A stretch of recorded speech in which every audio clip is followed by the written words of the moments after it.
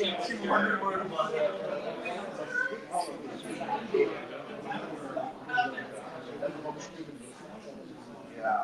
come on.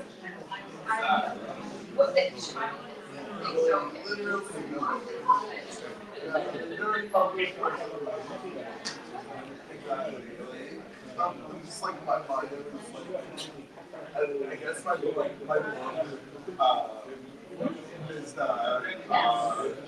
anthology. I'm just like,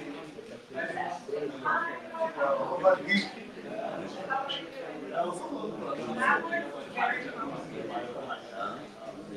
like there's a whole I think it has this strategy to like analytics test for applications where like it's like I have a basic I would be someone for baby but like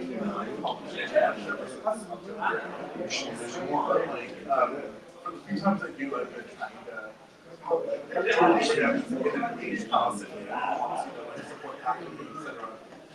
And using that space and just kind of and that's like not for something like this. It's more for like really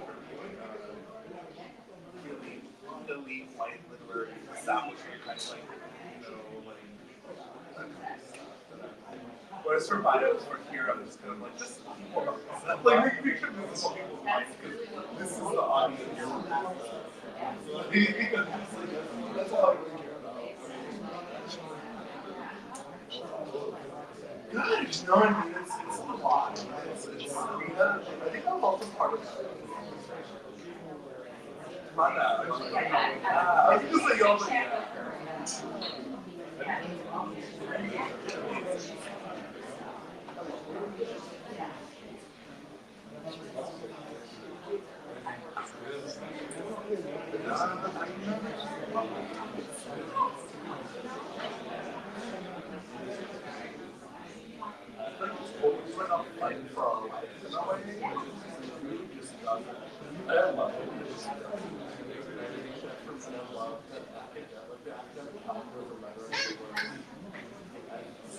As a like here on the summer and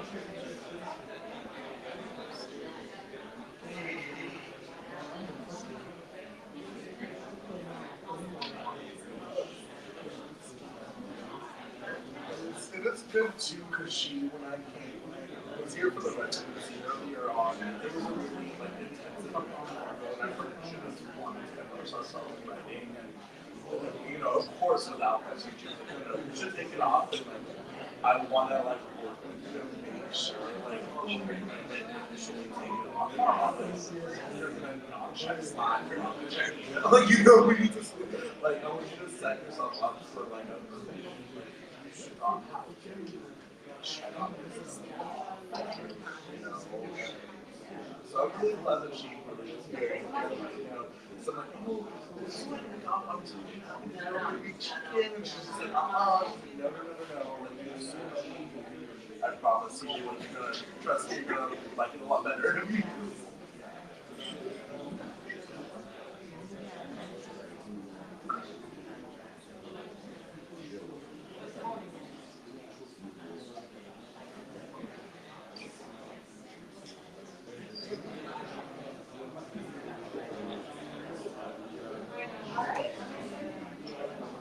But say it again. It's pretty.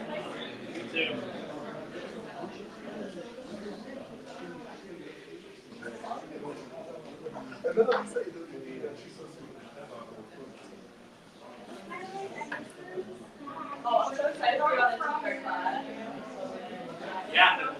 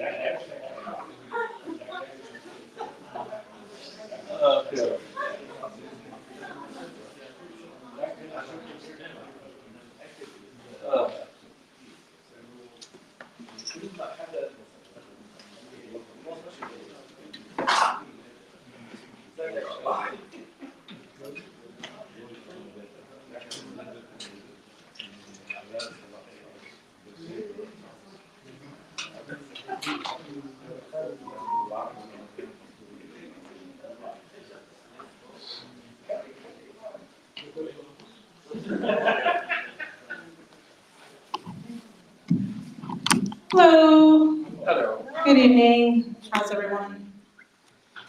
Thank you for being here on a Wednesday. It's Wednesday, right? Everything's a blur. My name is Riwa Zinati, and I wear many hats. So I'm a poet, first and foremost. I am also the curator of public programming at the Arab American National Museum, this space which I adore. And I'm also a proud member of AlNadwa Freethinking Society, which is the reason we're gathered here tonight. I just want to say a few words about AlNadwa before we dive in. What's that? We have comments? No? Concerns? Questions? We're good? Okay. We are a nonprofit cultural organization with no religious or political affiliations. AlNadwa Freethinking Society is founded in 2019 in Dearborn, and we exist to uplift and celebrate the innovation, creativity, and diversity of our Arab American communities. We are rooted in social justice and insist on creating a safe space for open dialogue and interchange of ideas without fear of discrimination or persecution. Tonight's event is titled Liberation is Our Word, which you can see here in our beautiful little flyer, which is, of course, a phrase taken from Pan-African revolutionary and anti-Zionist Kwame Ture's famous statement, where he says, you can have injustice and have peace, so peace isn't the answer. Liberation is the answer. That's the white man's word, peace. Liberation is our word. I felt it was an appropriate title for tonight's gathering as we continue to highlight that our struggles are the same as BIPOC communities: land theft, resource plundering, and imperialist greed. Our oppressors are one and the same, and our liberation is a constant and unified focus. So again, thank you for being here tonight. We have a great lineup of local poets, and also we have visiting poets. So we're very excited about that. And we also have an open mic segment following our lineup of poets. So please feel free to come up. First, sign up on that big posted in the back. And please feel free to share your words. Maybe you have music, maybe you have art, maybe you want to dance a little.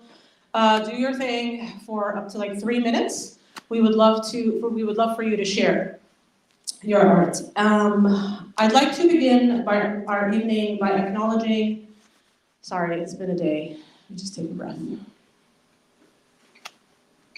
I'd like to begin our evening by acknowledging that we are gathered on the ancestral, traditional, and contemporary lands of the Anishinaabe peoples, known as the Three Fires Confederacy, and of the Wyandot people. In offering this land acknowledgement, we affirm indigenous sovereignty, history, and experiences. As we work, live, and learn on these territories, we must keep in mind the ongoing effects of colonization, colonial state violence, anti-Black racism, and our community's struggle for self-determination in our original homelands: Palestine, Lebanon, Syria, Iraq, Egypt, Yemen, Sudan, and. So without further ado, I would like to invite our first poet for the evening, Elise Alusi. Welcome to the stage. Where are you, Elise? Oh, there you are. Please join me in welcoming Elise. Elise has a new book, so please feel free to talk to her about it. And, Oh, I want to introduce Elise. Oh my God. My God. Seriously, my brain, I don't know what my brain is. And this is all live stream, so which is great that, this is recorded. Elisa Lucy's poetry collection, What to Count, was named a 2023 finalist for the Forward Indie Book Award in Poetry. Her work has appeared most recently in Verse Baby, Best American Poetry Pick of the Week, Threefold, and in the anthology We Call to the Eye, and The Night, Love Poems by Writers of Arab Descent. She has worked for over 2 decades at Inside Out Literary Arts, in Detroit, and is the recipient of a 2019 Kresge Literary Arts Fellowship, as well as awards from Visa Refuge and the Knights Foundation and others. Welcome, Elise.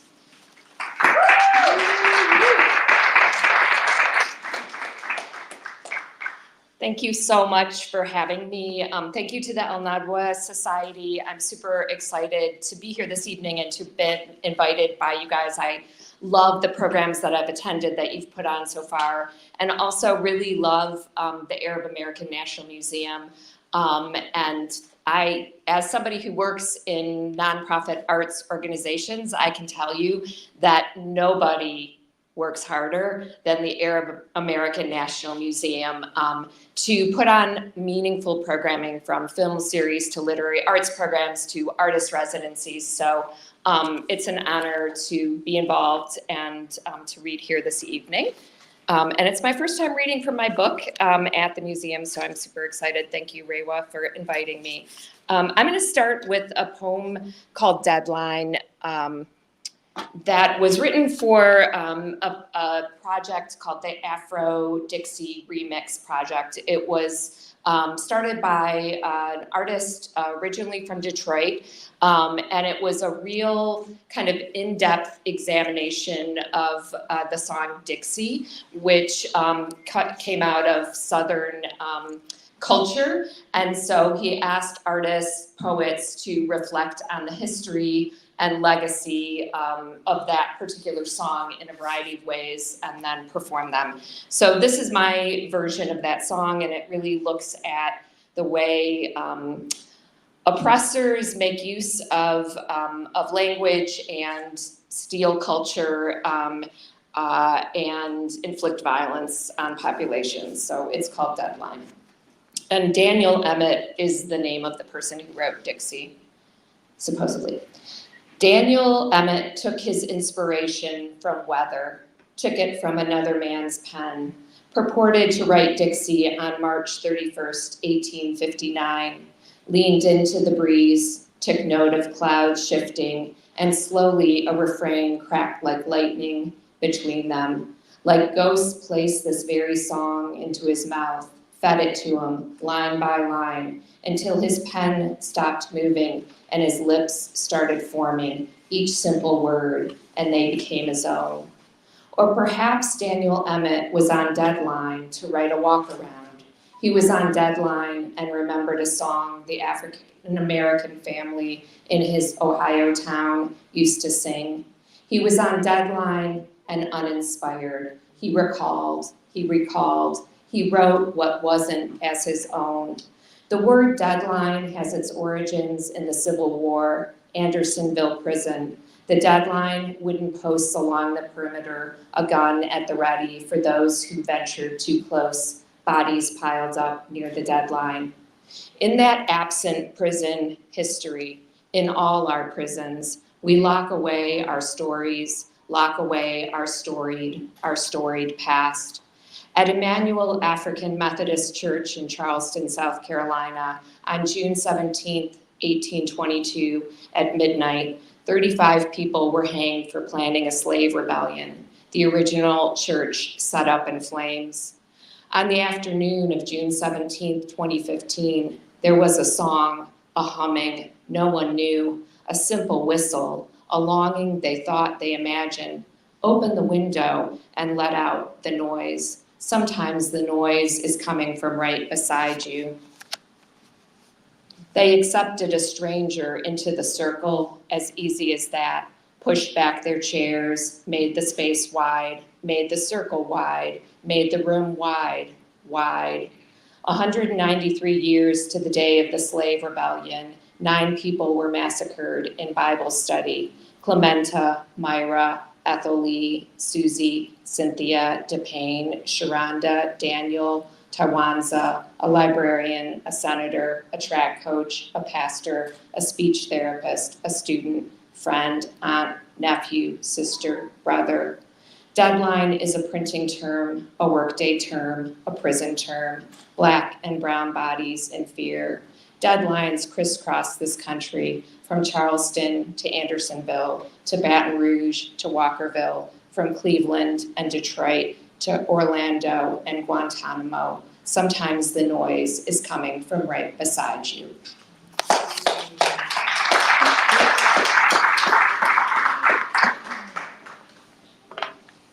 Thank you.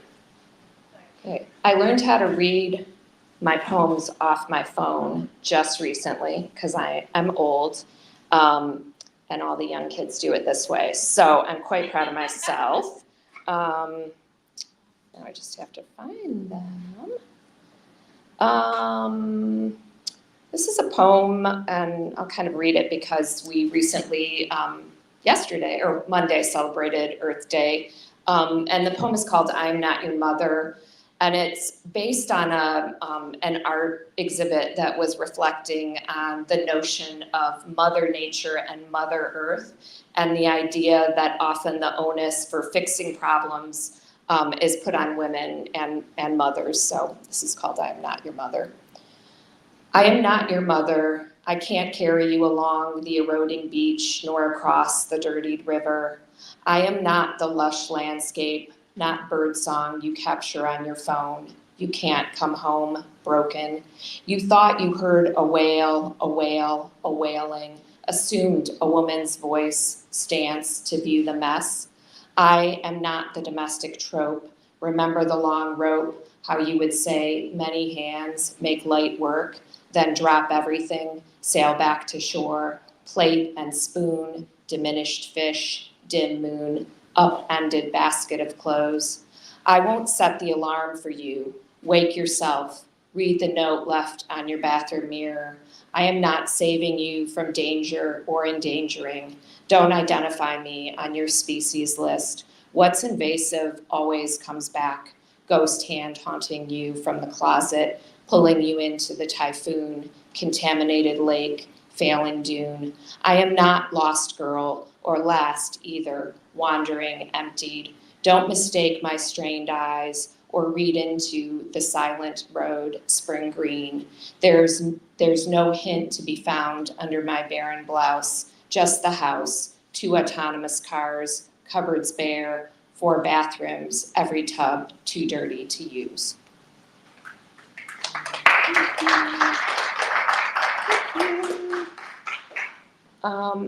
These are 2 poems from a new series that I've been kind of playing with around issues of sleep, and I'm somebody who's had insomnia for a big part of my life, and so the poems are not really about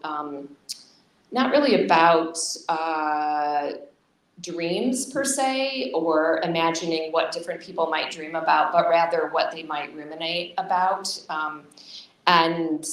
My brother had told me a story about his kid's elementary school teacher who sounds a little bit wacky, but she would throw a funeral every year for her 3rd grade students for what she called the dead words, so words that students should abolish from their papers, and so this is called The Teacher Sleeps with Dead Words.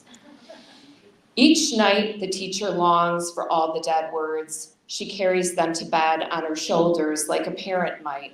About, again, like, I don't know, can I please, what did she say, what did she say? Her blackout curtains and uncut fingernails, cat pawing outside her door. She leaves behind adjectives and concrete nouns, no sticky or unbearable or lost, no boat or fire or shoreline, only words without interest, origin. She erases her father and daughter, her long-lost husband, an unnecessary comma. She rests the dead into the center of the bed, falls into the hole with them. She wants them to know their place, that sometimes, again, many, they lull, but also. Thank you. And then this is called The Punk Sleeps with Paper. Two kind of pivotal things in my young adult life were punk rock music and radical politics. And so I'm going to read this from my sister who used to go to this club with me called the Hungry Brain that I mentioned in the poem. And it was a short-lived punk rock club in the Delray neighborhood in Detroit. The Punk Sleeps with Paper. Crossing the border, my papers are everywhere, articles I read or those I meant to, socialist newspaper, hands off Iraq, the Armenian genocide fact sheet handed out by a man who never left his spot beneath a tree, flyers from the short-lived club I bounced once or twice, Hungry Brain, memories worth something someday or not, I could care less. Someone took the time to draw Mars. Someone took the time to break glass in an emergency, point out the inconsistencies piling up everywhere, took the time to tell us under flickering streetlights, Angry Red Planet, $3, 3 bands, doors at 9. They covered car windshields of friends no longer alive, the soft outline of a boot across the paper. I try to remember who came out that night, whose face in the crowd. Thank you.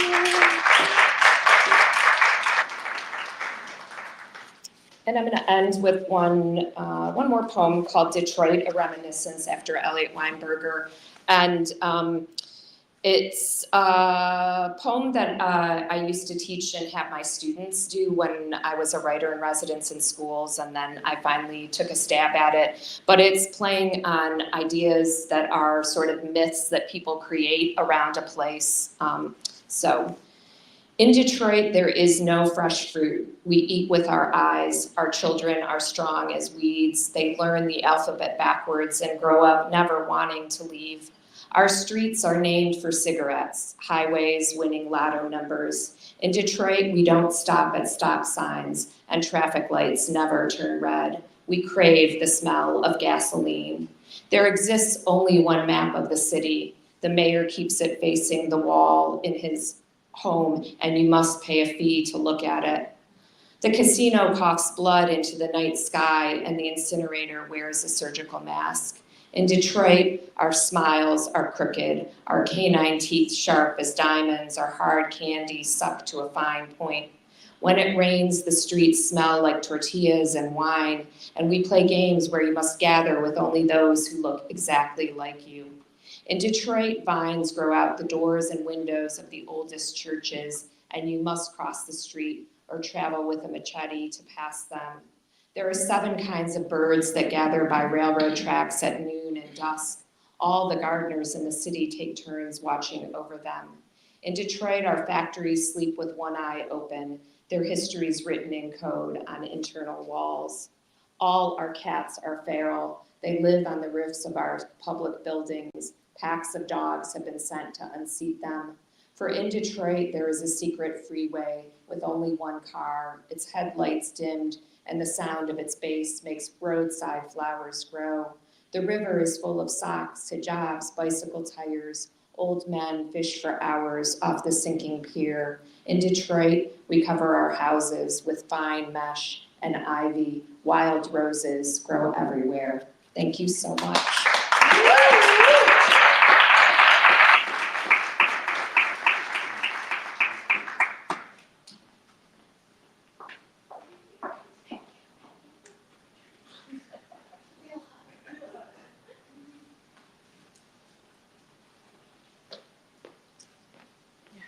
Today is not awkward at all. Okay. Thank you so much, Elise, for your beautiful, beautiful poetry and for participating in our event tonight. I would like to welcome our next poet, who is a visiting poet, who is also an artist in residence at the museum for the month of, what are we, April? Yes, April, George Abraham. But before I introduce George, I would like to sorry. I'm going to share a short poem of mine. And this poem kind of came to me while I was actually making a bowl of tabbouleh. Who likes tabbouleh? Yeah. Right? So this one's called Capitalism or How to Prepare the Parsley for a Bowl of Tabbouleh Salad. First, you separate the sprigs. Then you align the stems together at the neck. Tie each new bunch with a rubber band picked from the ones you've been organizing according to color and composition in the cutlery drawer for years. You wash and wash them under running water, and then you wash them again, and then once more to make sure you removed all traces of home or land, earth and sand. You spread each bundle to dry on a flat kitchen cloth, and when you think they're set, you lay each new bunch on the cutting board and begin to chop. So that's how you prepare parsley.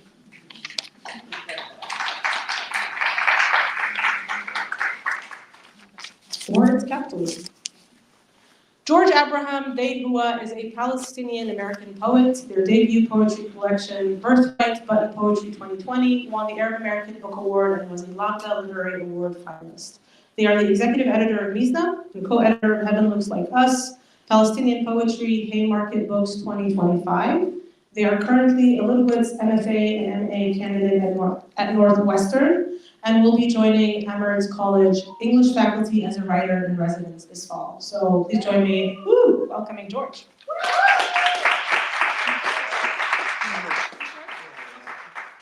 Hey y'all. I'm gonna admit I'm a little bit tempted to do a choose your own adventure set.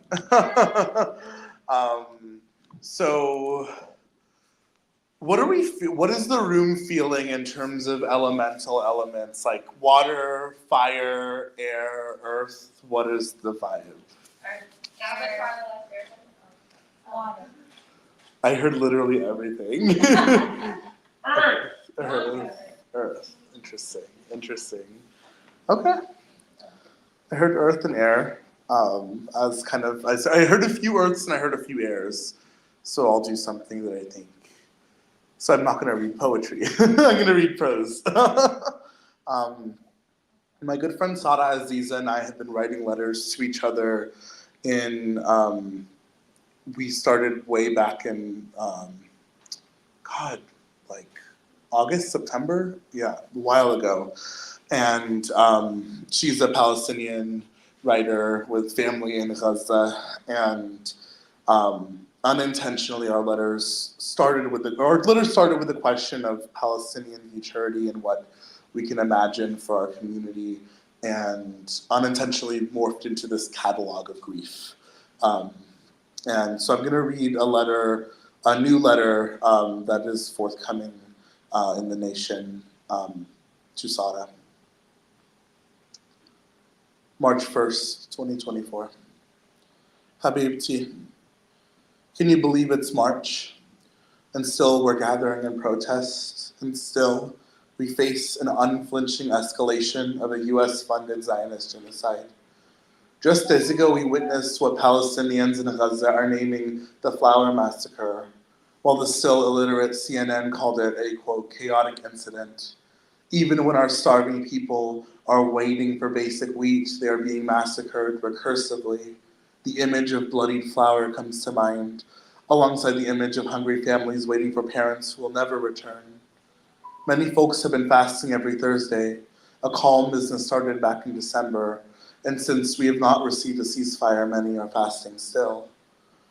Every week is a reminder of how much time has passed, how many Gazans have been murdered, how long a people can last while, if not being bombed, being starved out. Every week, hunger settles into many of us and sharpens our commitments. Here, I cannot help but think of the brave students at Brown who were on hunger strike to pressure the school into divestment. I cannot help but think of the Palestinian history of hunger strikes in Israeli prisons, and the story from years ago when Zionists would gather outside the walls with grills and meats to torture the prisoners, or hostages, if we're speaking accurately, with the scent of meat. It is March now, and our hostages, many of whom are children, all of whom have been disappeared into Israeli prisons, still do not make headlines. A few weeks ago, a white woman attending the Association for Writers and Writing Programs conference, AWP conference, cut through a vigil gathered to read the names of our martyred kin in Gaza, screaming, "Free the hostages." After she made a beeline to curse out people at the Radius of Arab American Writers table to satiate this hunger to ruin an Arab's day, including those not affiliated with the vigil. After the conference failed to protect us, among the only folks physically harassed by security through the action were Black and Asian folks. It is March, and still institutions are failing to protect us from genocide apologists hungry to pave over Palestinians, living and dead. I returned to the first letter you wrote back in September. Remember when we were writing about the living Palestinian body? The questions of chronic illness, recovery, of the body's place in our collective imagination of future. Remember the conversations at Palestine Rights when we went to a panel with Musab Abu Toha and several other Gaza writers, how one of them mentioned their grandfather, a strong, burly man who became a diabetic after the Nakba of 1948 and eventually collapsed dead one day without warning. Remember our conversations about how we both had similar family trajectories. Though they weren't from Gaza, I cannot help but think of my father's cousin, who shortly after his father passed away, died suddenly of diabetic complications. I cannot help but remember his poor mother, how in every memory of her from my childhood, she is wailing. When my own father collapsed just over 2 years ago, as a rare neurodegenerative disease consumed him from the outside in and killed him in mere weeks, the only way I knew how to process my grief was through hunger. Night after night, I would sneak out to the kitchen in search of the next box of Cheez-Its, the next acceptable tray of leftovers, the next pint of ice cream. Each time I would remember my father in life yelling at me from the kitchen, the living room's view of the kitchen. He always slept in the living room for as long as I can remember, the TV blaring in the background. He would ask why I was eating this late. I remember how he'd make me finish whatever food I was sneaking in his line of sight so I didn't bring it into my room and attract roaches in his spotless home. How he'd use that exact moment of paralysis to shame me for eating, what, a second dinner, or was it your third? How his default instinct in life was to call someone fat, himself included. How he thought this fat phobia was just a kind of tough love because he never wanted his children to die the same too early American deaths of other family members. How he had internalized this false conflation between fatness and bad health and wanted to pass it on to me as inheritance. Those nights after his funeral, I admit I missed his nagging, damaging as it was to me. I wanted nothing more than to see a roach emerge from some unknowing corner of his house, or some other door to slam shut in the distance, or some other sign from his ghost saying, "Don't you dare eat in your room." On the second Father's Day after his death, I was diagnosed with type 2 diabetes. I got the news while away in Beirut, and yes, what they say is true, my body did feel infinitely better eating non-US food. When I returned to the US, my doctor congratulated me less on my weight loss and more on my metabolic test numbers, telling me to keep it up. I took the diagnosis as a wake-up call, feeling grateful that my also overweight doctor wanted to treat me with such an optimistic plan. My life had fallen back into carb-watching, daily exercise I attempted before the pandemic. A part of me knew that restrictive diets hadn't worked well, knew that they would only lead me back to unhealthy eating in the long term, but it was the only tool I had for convincing myself I was taking my health seriously.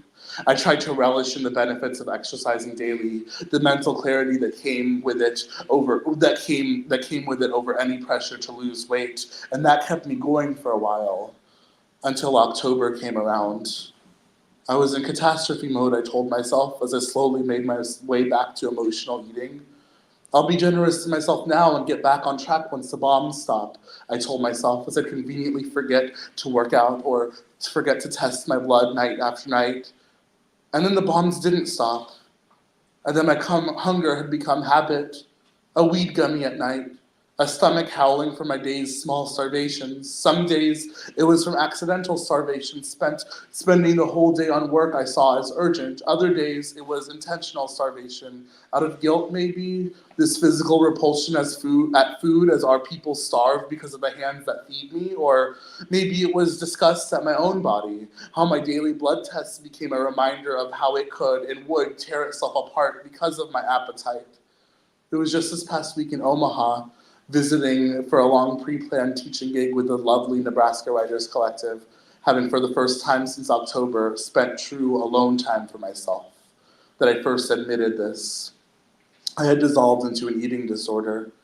In my spiraling, doing silly Google searches like why do I overeat, after reading through the obvious answers like emotional eating or irregular meal schedules or the ineffectiveness of restricted diets, such as the keto diet I had tried with limited success, I arrived at a study that shook me to my core.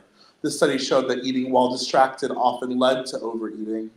I scanned my memories over the past few months and couldn't think of a single meal I ate that didn't involve me glued to my laptop, doing some mainly Palestine-centered editorial work, or glued to my Instagram feed following the news footage from Gaza, or oversaturated with communication after communication, notification, another literary organization inviting me to do an unpaid reading out of their own guilty need to center Palestine, notification, forwarding off another exchange with a Gazan poet asking for publishing advice, notification, now I need to yell at another university administrator refusing to say genocide, or another wavering and silent literary organization for making our lives a continuous living gaslight. There was no separation from my spiraling brain and my endless hunger.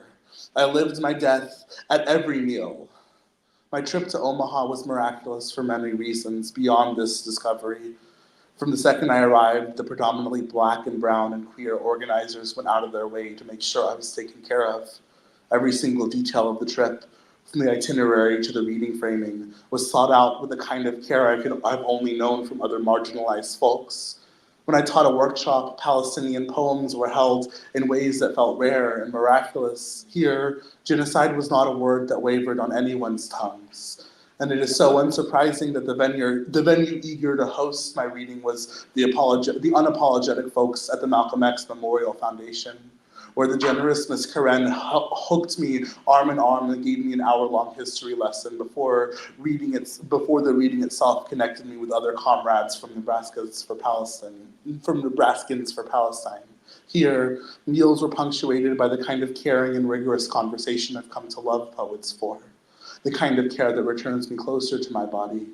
In this backdrop, I found permission to ask how I had gotten here, and the openness to accept the truths of my hunger I had known all along. Here, I returned to the existential questions of our Palestinian American existence. What version of the US did my ancestors dream for me, for us? Where were Black and Indigenous folks in their imagination as they decided to come here?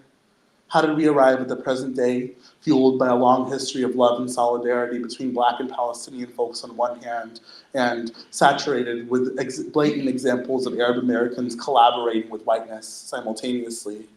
There is a huge distance between Arab American and Palestinian American, a chasm really, that has never felt so vast to me, though how many of the latter participate in whiteness via access to the former? As I dig further into the history of Jacksonville Palestinians, I find histories of Palestinian shops in the area working to prioritize hiring Black folks in the segregation era, histories at odds with the familial anti-Blackness I've witnessed and attempted to reckon with my whole life. Maybe this is a conversation at least some Palestinians had with themselves before coming to the US. Perhaps some knew or at least felt that our existential threat is the neoliberal world order writ large. And the truth is this: most of my family tree, who assimilated from a middle-class life in Ramallah into a working-class life of sandwich shops in the southern US, will have died off by 3 generations into our arrival in America. Most of them will have died American deaths like heart attacks, strokes, diabetic complications, or murder by guns. By coming to America, we gained the legible deaths that many cannot have in the necropolitical regime imposed on Palestine. Could our ancestors have known that they were planting the seeds for future generations to enter into our own American suicides? I keep on returning to a conversation I had with my friend Ariel, who alongside Kamon and Tarek generously planned and hosted a Black and Palestinian solidarity space despite the AWP horrific conference time. During this time, Ariel raised a question of reorientation. How can we allow catastrophe to reorient our lives, our daily words and actions in a deeply committed, consistent way? How else to imagine witness but to rigorously attend to the impossibilities thereof? The sheer necrotic weight of a country founded on genocide that got us here, yes, and the weight of the unimaginable dead we cannot know, or know we do not know, for the ways imperialism and our participation therewith has annihilated them from our imaginations. What reorientations to our attention are required at the level of the body so that we may survive this in the long haul? What forms of care must we reenact to make possible such attentional reorientations? I trust no name for love but such recommitted reckonings, such impossible horizons. With love, George. Wow. Thank you.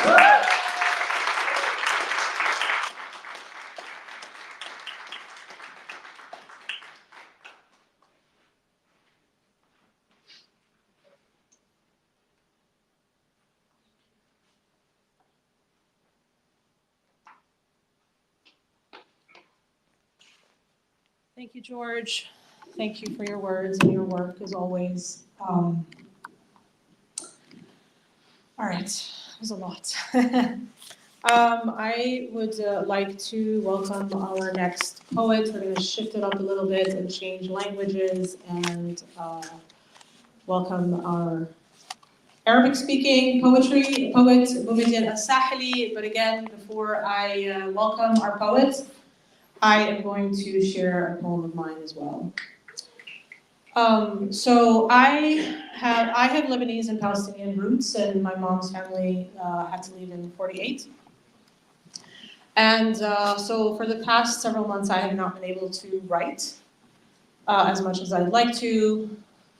And but I was writing a little bit in October and November, and then I just wasn't able to. So this is a poem I wrote in October 27th after I was scrolling my phone and I fell upon this title that says Taylor Swift is officially a billionaire. So that's the title of my poem.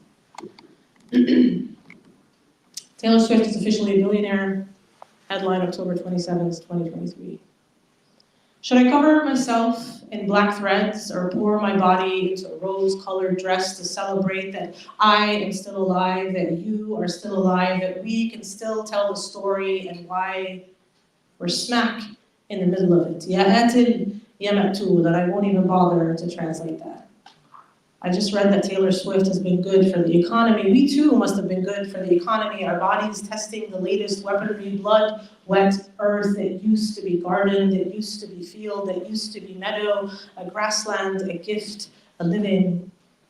He said he wants to stop binge watching reruns of Chandler smitten by that lady who served in the Israeli army. Remember that? But Chandler's dead. I mean, Matthew Perry, I can't say I wasn't sad. He was young and funny, and we were what happened in 1948. 1917. I must have been 17 when I found my first Darwish poem, a page I picked up in my parents' home. An anthropologist explained that Palestinians have a unique relationship with home. He meant the actual walls and windows and doors. He meant the actual roof and rooms. He meant before the rubble it all becomes, before it is built again or never built. I now understand why a mother gets so attached to things, why it's harder for her to let go of a pot or a suitcase. She was born then. My mother, born in '48, right when the massacres and the fleeing began and never stopped.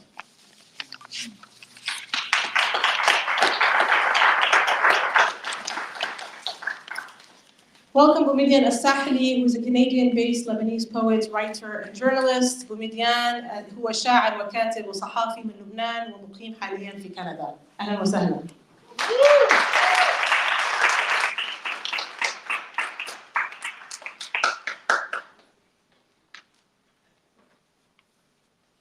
مساء الخير.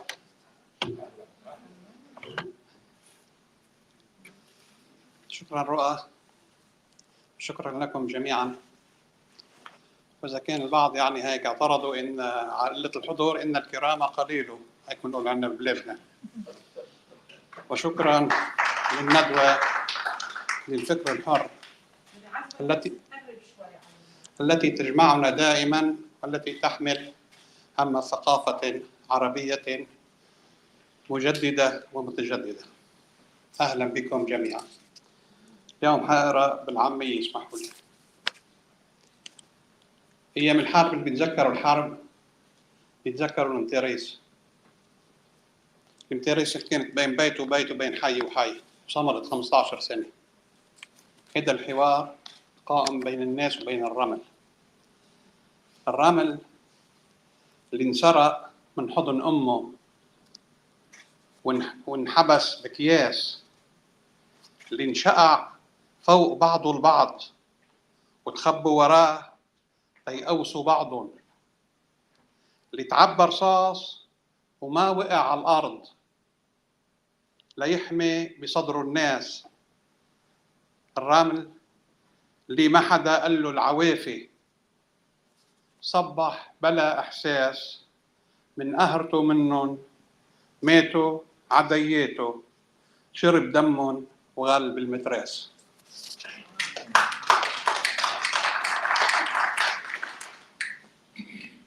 قصيدة تاني. هذا الوقت لعبة، سلة قش وعم عبي، ماي ورا ماي ورا ماي، والعمر عم يزرب كذبة ورا كذبة. شو بيفهم اللي قال إنه الدنيا صعبة وبعدين رح نرتاح منصير بالتربة.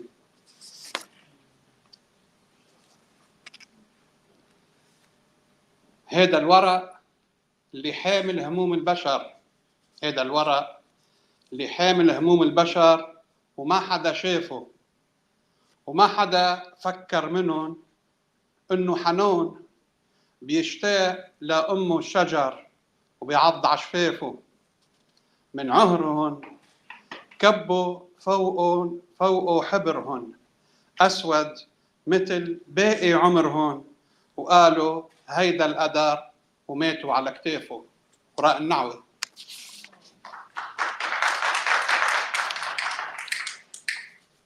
خيال الصحراء بعتقد يعني نحن أولاد الضيعة بنعرفه، هو اللي كنا نلبسه ثياب مشان يهربوا منه البيوية والطيور. خيال الصحراء بعز الصيف واقف لحاله لابس ثيابه، بيطلع عباله شي مرة تمرق تيلعب خياله.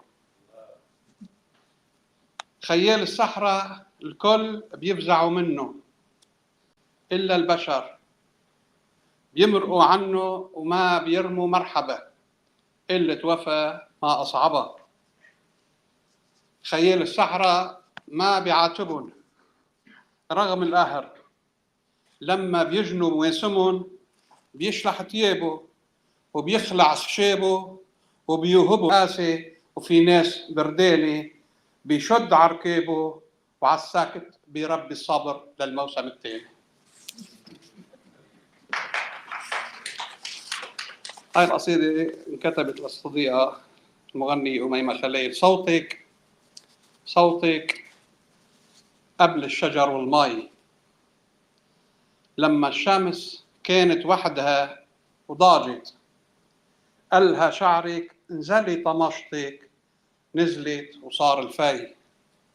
صوتك يوم النده آدم، الله حي الله حي، ودار الوقت وصرنا بالحكاية. صوتك وقت المطحنة بتدور وما في قمح عكفاية أو الحجر مكسور، خبزنا المندور اليوم ولمواسم الجاي، ولما الضجيج يزيد شو طيب البخور وبصير محاية. صوتك عرب عم يرحلوا، عيون رمل وما في حدا بيدلهن، باب الصبر ما أجمله، ولما الطريق يطول رح يغفلوا حزن القصب. صوتك رد الوقت ع أوله، محى القهر محى التعب وقال العمر جاي. صوتك لما الحرب يا ويل وتذكروا عنتر حن وكسر سيفه وقال لنا ربعه يرجعوا وضحكت وجوه الخيل. صوتك مشط عبلة بهيك الليل، لما مشطها بيضيع وبيصير المراية. بعد بقرا دقيقتين ثلاثة قصايد قصيرة حلوة مثل العسكر اللي يخيط جفونه تيمرقوا الثوار. حلوة مثل العسكر اللي يخيط جفونه تيمرقوا الثوار. مثل المطر اللي وفى بديونه وطل بشهر أيار. مثل الأب اللي يفيق عيونه رجعوا الصبي عالدار. حلوة مثل صرخة ولد طالع من بطن أمه وبيه عم يشمه. مثل ظالم غمض عيونه وأمن الحراس وفيقن على حكم الناس. حلوة مثل لما التوت وشوش للشمس فوتي ع قلبي غلغلي ونامي وفقنا الصبح لقينا التوت شامي. حلوة مثل قشة غريق مثل تايه بصحراء ولاقى طريق. مثل دوري عم ينقوت فجر حتى يفيق. شو بحب لما بتضحكي وبيبينوا اسنانك بحس الفرح خلقان من شانك. شو بحب لما العمر بيكون شتوية وتتذكريني ينزلوا دموعك بعيني. شو بحب لما التوت بعده فج ناطر شفافك حتى يصير عنابة وبيجن وبيحتج شايف شهوتك عم تنقط على ثيابي. كل ما مرق رمان ببالي تنزل مرة بتفرفط خيالي. قبل الزمان كانت الأرض جالسة على المسطرة ووقت اللي صدرك فيق الرمان صارت الأرض مدورة. أدان العصر قالها للميداني صوتها قبل الفجر لما الندى يغفى عتم السوسنة. اثنتين صغار وحدة للصديق الحبيب عباس يوسف. الساقية وشوشت للنهر نحن الأصل بس الصيت للبحر. والختام للصديق والمعلم عون جابر مرقة وجن الحبق مش هم من شمك قبل المهم من ربح السبق. وشكرا.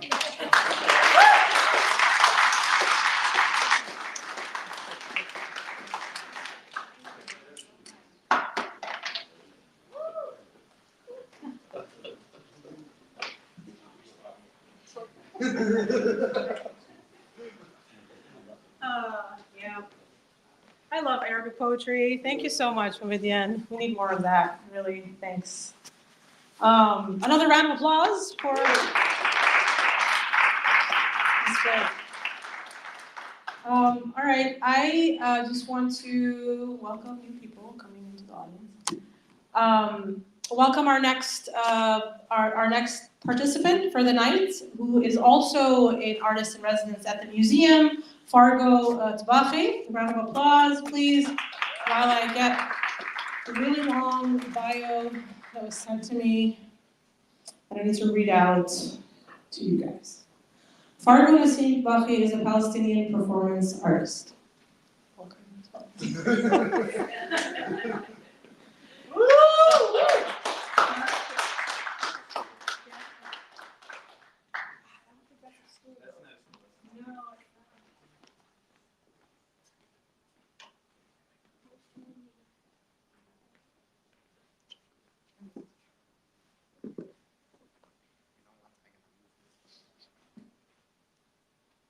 Sign up for the open mic while we figure this out. Yes.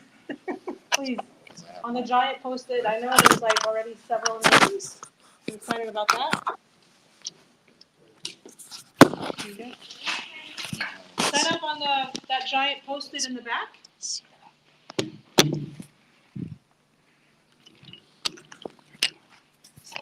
I also want to let everybody know, and I forgot to mention this, but I always mention it, that there are QR codes on the walls. If you can make sure that's the right.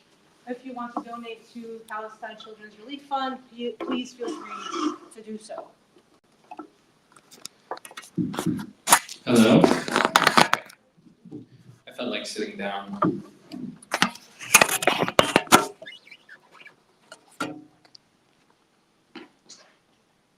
Okay. The first thing I'd like to do is read a poem, not by myself, but by the writer D.M. De Prima.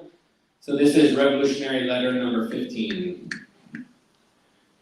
When you seize Colombia, when you seize Paris, take the media. Tell the people what you're doing, what you're up to, and why, and how you mean to do it, how they can help. Keep the news coming, steady. You have 70 years of media conditioning to combat. It is a wall you must get through somehow to reach the instinctive man who is struggling like a plant for light, for air. When you seize a town, a campus, get hold of the power stations, the water, the transportation. Forget to negotiate. Forget how to negotiate. Don't wait for de Gaulle or Kirk to abdicate. They won't. You are not demonstrating. You are fighting a war. Fight to win. Don't wait for Johnson or Humphrey or Rockefeller to agree to your terms. Take what you need. It's free because it's yours.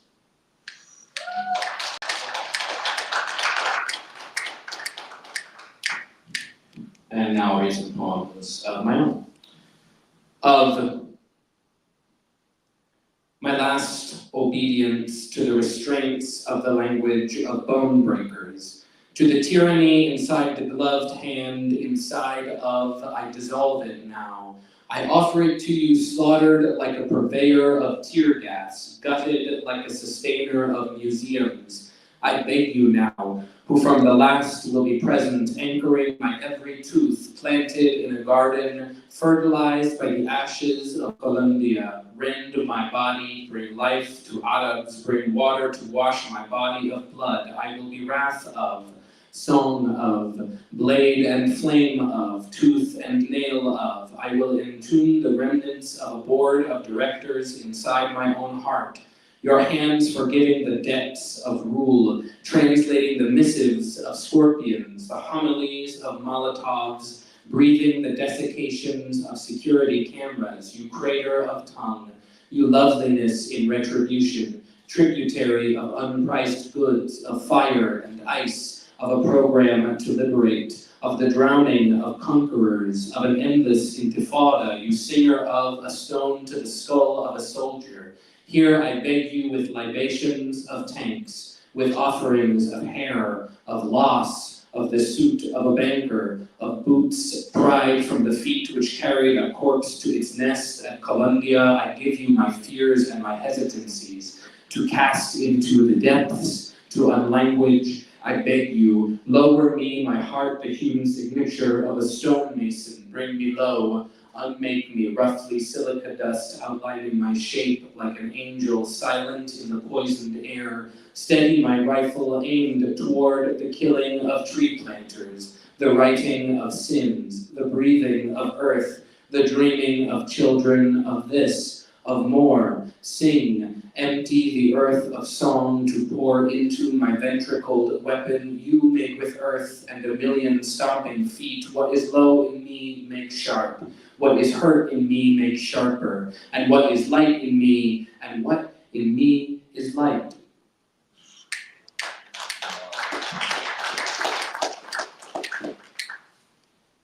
An American writes a poem, sells it to a university magazine run by exploited graduate students. A different American sees the poem online and buys the magazine for $22.95. Of this, a small percentage to the university, little to nothing to the graduate students, whose union is fomenting daily and with the certainty of mold. The university courts an endowment from a conservative billionaire, certainly says the billionaire, and drafts a quick proposal for an endowed chair of the study of international relations through the lens of finance. The chair will, in the next year, recommend a strong legal and policy response to the growing movement for a popular boycott of Israel, which an undergrad will be surveilled and suspended for supporting. The billionaire files his taxes, paying roughly 0.5% of his declared income. In the night, his teeth grind lightly as cruelty works through his system like moss. He will wake with no memory of his dreams, which were Artodian, prophetic.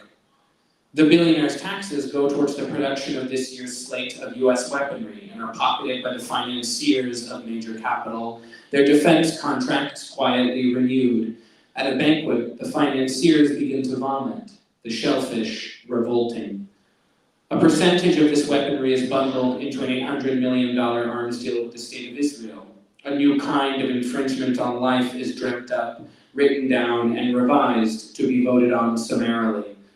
The arms deal pays for the restocking of an arsenal depleted during the last escalation of genocide. The arsenal receives a fresh supply, some 10,000 M16A1 rifles, 350 M204 grenade launchers, 200 M250 caliber machine guns, and an assortment of 30 caliber, 50 caliber, and 20 millimeter ammunition, among others, whose names have been redacted by the linguists.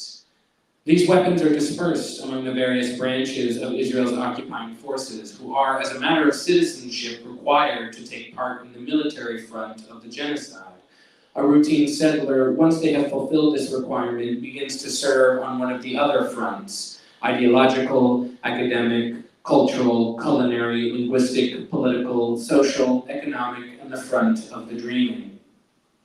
One of the soldiers issued a rifle which fires black sponge rounds, introduced in 2015, heavier and thus more lethal than typical sponge-tipped rounds, which are classified by the occupation forces as non-lethal, despite evidence to the contrary, clambers into his AIL Storm border police jeep, produced by Automotive Industries Limited on a Chrysler license, and scrolls on his phone as the jeep rumbles towards Al-Ram. He sees the poem. He reads its lines to himself silently. They enact something about grief in his first language. He thinks about Brooklyn. He screenshots the poem before clambering out of the jeep to aim at the youths throwing stones, most of which are likely repurposed rubble from bombed buildings previously understood by some to be homes. Irritated, the soldier fires a black sponge round into a child's chest, which causes massive internal bleeding that will later cause the child, my cousin Muhi, to die. This is the place analysis ends. The soldier will go home and surrender to the dream of militant preservation. He will never think of this day again. I will think of this day constantly, imagining and reimagining the round, hurtling through the wind, as again an American poem just breaks somebody's heart.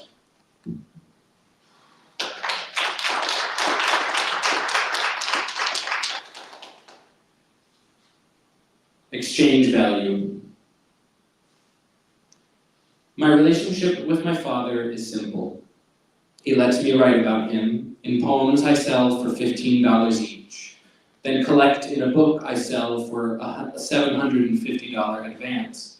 I send him another $550 this month to keep his daughters enrolled in school. And which of us the 20 yards of cloth? Which the coat? And who values us? Who keeps us warm?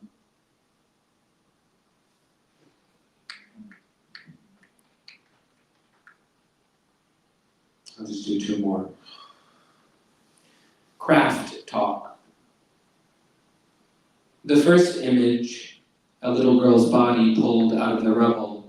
I strike from the poem. Let her rest. Language is a failed state. The second image, my own body stripped and hung by my fingers, less their nails, piled neatly on a nearby table. I keep. The poem is a space to rehearse for the future. The third image, a dictum of power, something like the state is, or the Guggenheim-winning poet is. This I soften and blur. In my weakest moments, I still succumb to the desire for prizes and avoid threatening their keepers. The fourth image, rubble alone, pulled from the mouth of my body, hanging from a hook in the black site. This image I widen, so it envelops the entire page, yellow bile coating the margins. I am interested in frightening you. I do not want to be alone anymore. The fifth image, a drone giving birth to a child with gold leaf on its fingernails. I wipe the mucus off, I give it a name. At the edge of the poem, the baby slouches towards Jerusalem. When it crosses the border, the poem can no longer see it. The drone child becomes an imagined condition the poem has released into the world. I do not know what it intends. I do not know what it will eat. The sixth image, my father dragged into the poem against his will once more. I suspend him here with me. I revel in our togetherness. His nails join mine, our backs are cut, our eyes plucked out. The cruelty of jailers infected my language. Everything I love, I turn to cruelty. The poem now is just another cell. All I know is how to write us dead. Inside this image, I reach out my little toe and touch the image of my father's little toe. The state is crueler than your poem ever could be. I make the poem, make my father say.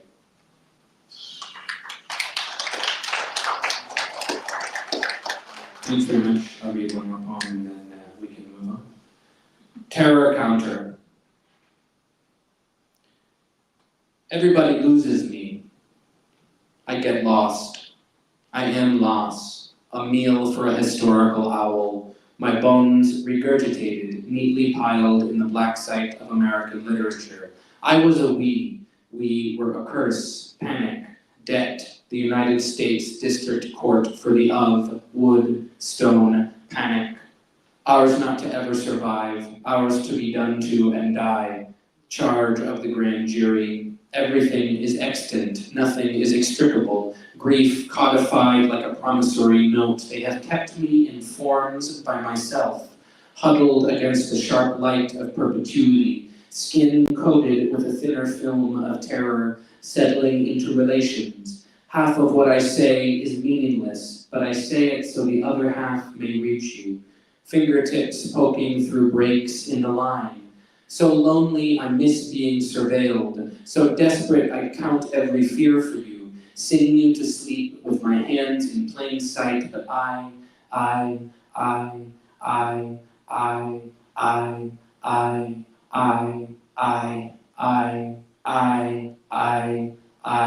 am a we. We are the dirt. We tasted the future. You weren't there. Jaws of the world breaking on our tomorrow muscles, kiss me in language of tunnels we need exorbitantly. We feel entirely alone. We condemn the recent, we are the recent, cannibalized for tax-exempt donations and sonnets. But tunnel takes me to future. Future pries my soul from my teeth and asks it what my name was, and reminds me when I do not know. And when they come looking for us, God willing, we will be somewhere else. And at last I will remember how to forget myself, and in that whale of forgetting, be found. Thank you.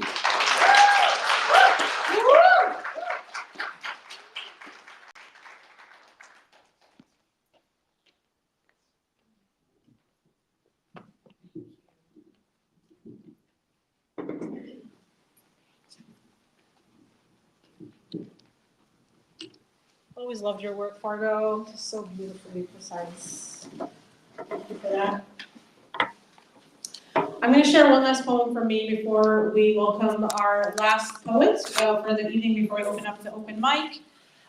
So when I introduced myself, I said I wear many hats and, poet, and I work at the museum as a curator. I was also for many years working as a copywriter in marketing and advertising in Dubai and in the US of A. And so I have this poem that is called Half Stories of a Brown Copywriter in America.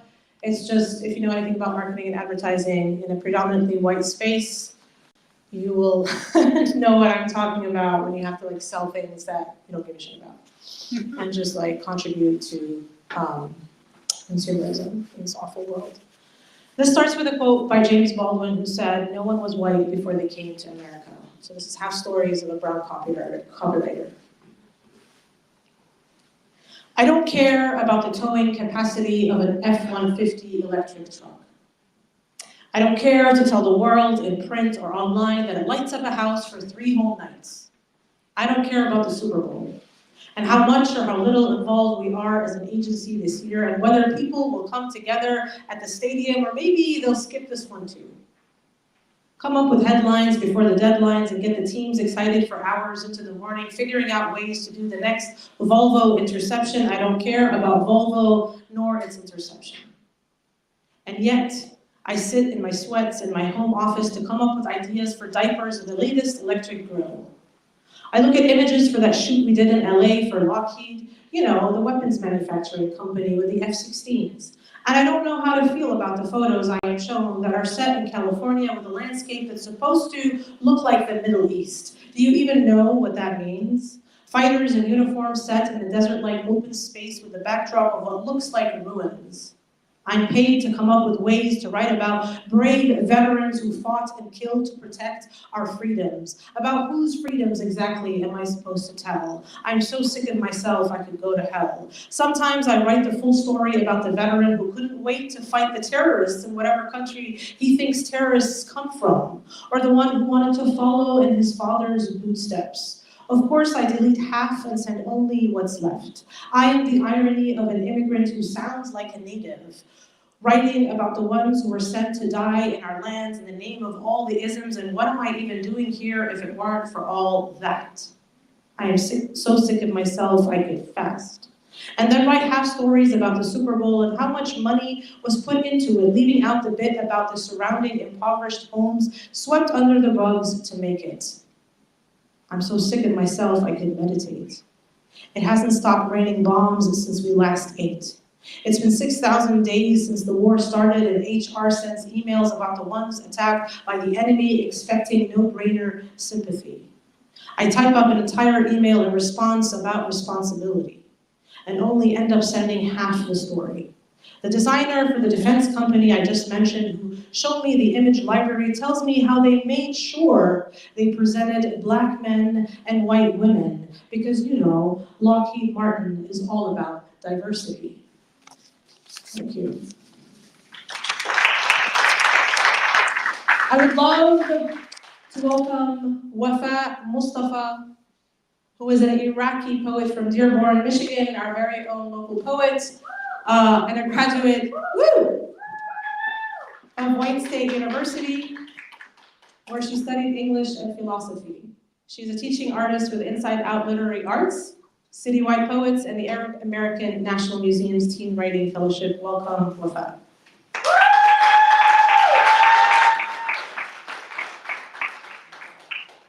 Thank you, Riva. Thank you to AlNadwa. I'm going to read a few poems. The first, Metaphor.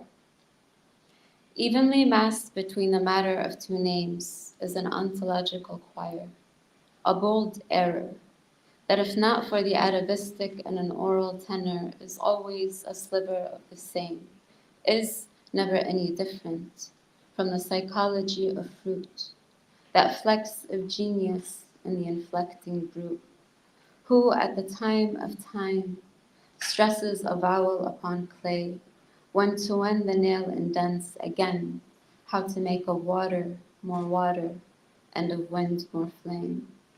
Then the labyrinth and its asymptote thinks hindsight arose, or life, like life, is like any other, alone and alone. Inference as a secret message. In the plume of the redacted, how can silence be a poem? The children answer with anything can happen.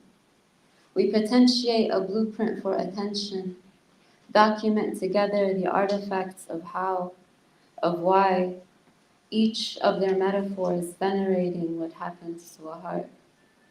It melts, it shatters, it falls, it's so vulnerable to sequence. And unpluralized by their logos, become a conference of immediacy made entirely of shock, of awe. Only ruins express the fact completely, I think. I try not to teach this. Say instead that poetry is a gesture toward, even when walking into and away, and always from some semblance of the lover. The children wonder about the black I wear. I wonder about the condition of thus, how the metaphysical is a halfway house for sadness to rehabilitate, how black is space enough to remember. I try not to teach this. The architect of the curve stands on a precipice, conscripts the feminine volute as we lineate the unfathomable on each end of essence. We built from this. My nephew says we near the point of jazz when the mother tongue dies. No need to cardamom and absence, nothing can be preserved. I learned from this. My kin, so messianic with future, says this with my father's eyes, and a smile so signature to tribe. I catalog each of his softnesses in trill. Bird into the wingspan of valleys. Like Abbas ibn Firnas, I become a monument of flight and welcome a new Babaldom. I try to teach this. Taqwa's fragments. Part city, part fracture. Your honeyed phoneme brails the day spent on an accident. A midsummer yawn that held its breath to lecture stone. To show the very inside of a threshold how to brim the wide welcome of letting go. To aggregate sesame or sift the seven sides of every story told by silence. How there is still all of silence to stay suspended between velour and velvet. Part cautious, part conscious, you go salting the corners of your mind like your mother did the house. Your welly of conjuncting matter with thread or bread, and any either the brocade of never, or her shoulders that cleave day from night with a single letter. Part loyalty, part death, you odyssey toward a late maqam, and finally you are fate's accomplice, waltzing in an oblique orbit to a glottal stop, and yes, your point is prone to everything. It can milk steel from winter, and maybe even emancipate the daughter of hindsight from the time of time, until eventually and only the mother and the truth. Okay.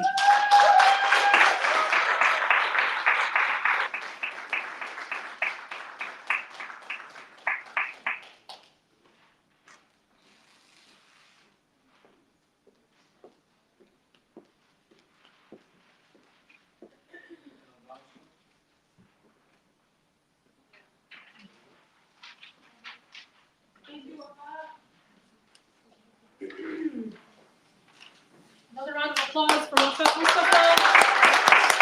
It's too short. I was like, more Wafat. Where's Wafat? That was beautiful. Thank you. Before we start, can you make an announcement? Yes, we want to make an announcement before we begin our open mic segment. Would you like to share something, Dr. Abbas? Yeah. Just Okay. good evening, and thank you for supporting this event. I'd like to let everybody know that we have an event coming up on May 13th. Ilan Pape is visiting Detroit. He is here. He's going to have a presentation at Bint Jbeil Cultural Center. There's a lot of organizations in the Detroit area are supporting this event. So please take note that it is May 13th at 6:30 at Bint Jbeil Center. We would love to see you there and support that event as well. As you know, Ilan Pape, who wrote about the ethnic cleansing of the Palestinian in Palestine. So he is one of those historians who have the record, who worked on the record, who really documented the record of the ethnic cleansing of Palestine. Thank you. Thank you. Thank you so much. Yeah, so May 13, pencil it into your schedules. Who's not familiar with Ilan Pape? Nobody there embarrassed when they raise their hand. It's like, look him up, he's great. He's an Israeli anti-Zionist historian and scholar. So we will keep you posted about the time and event again. So now it's open mic. Woo! All right, we have a list of names, and I'm gonna just randomly pick the names. I kind of took a quick peek at all the names that are listed, and I would love to start with Khadija Muhammad. I cannot see you, so I can't see anybody, by the way. But, oh, welcome, Khadija,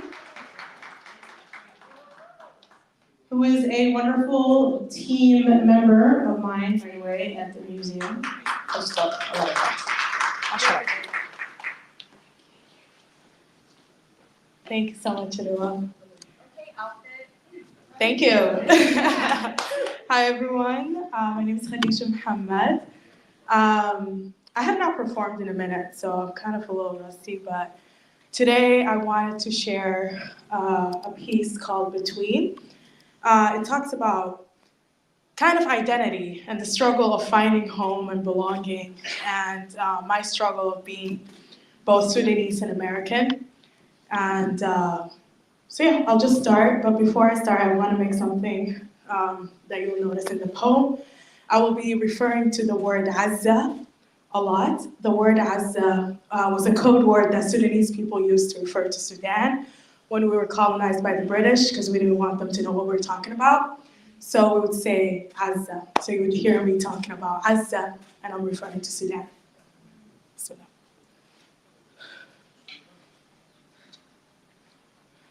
yeah, Azza, I still hate water. This past summer, I just went back to Sudan after 12 years of being gone, after 12 years of trying to figure out where I belong, after 12 years of trying to hold on to my motherland, to my Arabic tongue, my culture, and what I remember of Sudan. Trying to hold on to the slowly dissipating memories of home. I didn't know what to expect. Didn't know if my family would accept or reject me. Didn't know if I was still Sudanese enough. We land in the airport in Khartoum, and I rush to the line with a sign above it that says, citizens. My eyes glistening with tears of joy that I'm finally back home, or where I thought is home, back to where I was born. And when I got to the counter, I was immediately encountered by a letter of rejection. He asked to see my Sudanese passport to prove my identity, and it didn't dawn on me that my passport was no longer green, rather it was navy blue when stamped on it as American dream. He looked at me and said, "This isn't the line where you belong." He then pointed to the line with a sign above it that said, foreigners. I wanted to scream, no, you're wrong. In America, I also don't belong, so where am I supposed to go when in both lands I can't claim home? Memories immediately flooded back to that one time when I was 6 years old and when my cousin suggested we go swim in the body of water that gave birth to us. I remember darkness all around me when my foot slipped and I fell underneath, struggling to breathe, gasping for air, hoping someone hears my silent screams. No, I'm falling. No, I'm sinking. No, I'm drowning. I was drowning in the Nile, and now I'm still drowning in denial of which identities I'm supposed to be. Drowning in denial of what society tells me. Trying to swim between American and Sudanese, between two lands that were never meant to meet, between chaos and peace, between Nubia Mountains and the Statue of Liberty, between two cultures, two tides, between two mountains that slowly collide, between Arabic tongue and black skin, between Alif Bata and ABC, between black dress and white toe, between pizza and asib robe, between لا كده عيب and no that's okay, between wob علي and oh my god, between Waradi and Tupac, between WhatsApp calls and TV screens, between immigrant and citizen, between Arab and not Arab enough, between African and not African enough, between Muslim and not Muslim enough, between lost and found, between somewhere and nowhere, drowning between water and air, because how can I breathe when in both lands I am suffocating? تعرف يا عزة أنا لسه خايفة من الموية. يا عزة I hate water till this day. Ya Azza, I'm tired of drowning in between. Ya Azza, with you I'm yearning to be. Ya Azza, help me. The waves stopped. I find myself now floating in the Nile. My eyelids felt heavy and I couldn't open them, but I knew my body swayed with the sound. I tried to listen and hear the sound, but somehow my ears were still underwater. I can only hear muffled screams and muffled voices. I can only see suppressed dreams and vibrant darkness. The more the sound grew louder, the more that I tried to lift my head above water. And after years, I decided to just let go. Stop struggling, stop resisting, stop fighting. I let the waves guide me. I let the tides of change take me. My eyes and body all weighed heavy, but I still moved steady. My body moved, my body swayed. My body moved to the shore that now didn't seem too far away. The voices of children, voices of women, voices of Kandaka's future, past and present, the zaghrutas of my habobas, the melody of hope, the lullaby of resistance, cradling me back and forth, the voices of those who have awakened the revolution, slowly bringing me to shore. Ya Azza, I am so close. They tried to tie bricks to my ankles, to sink me, to stop me, to silence me. But what they didn't know is that you can try to drown bodies, but you can't drown truth. Because I'm still here today. We're still here today. I can hear everything loud and clear.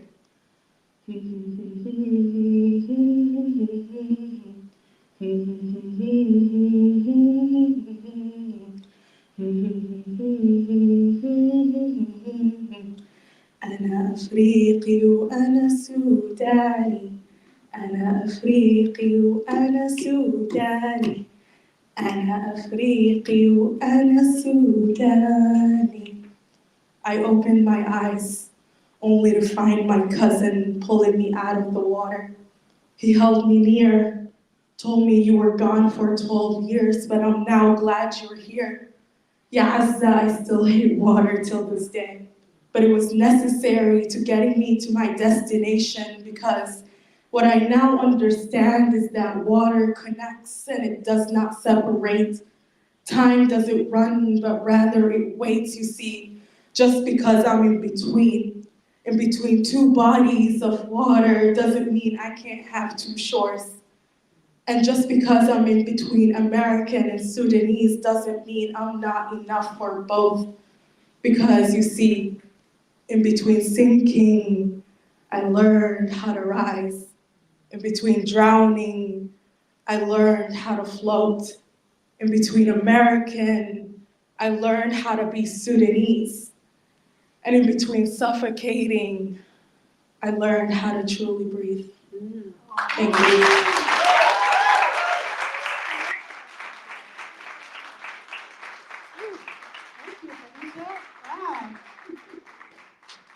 Great, great stuff.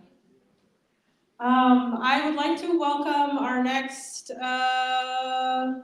Sahara in the house. All right, Sahara teacher.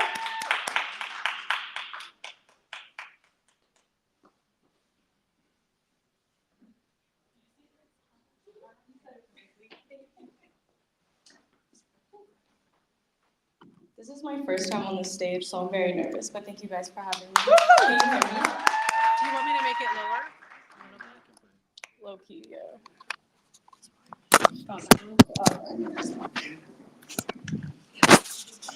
This is part of the poem, right? Yeah. It's a dance and a poem. Yes. I don't know if we made it lower. I don't think so. Oh, it works. You're fine. Yeah. Perfect. Okay. All right, let's try this. So I apologize. This is not exactly a happy poem, but that seems to be on par with what we're doing tonight. So I wrote this during COVID. My father's Mauritanian, but he didn't grow up here in this rich Dearborn community. So oftentimes keeping his faith was something he had to do alone, alongside temptation. So yeah.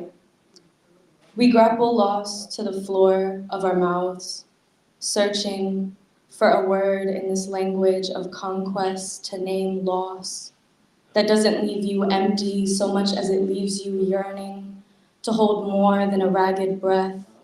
Look, my father, years still, yearns alongside Ferouz, whose voice has blown the Sony speakers to a white static chorus, a hush of melancholy, raising a frail finger to its lips, what you might call futile or half-ass in its attempt to quiet the sirens, to hush Dre's 808 that shakes the whole complex awake at 2 a.m.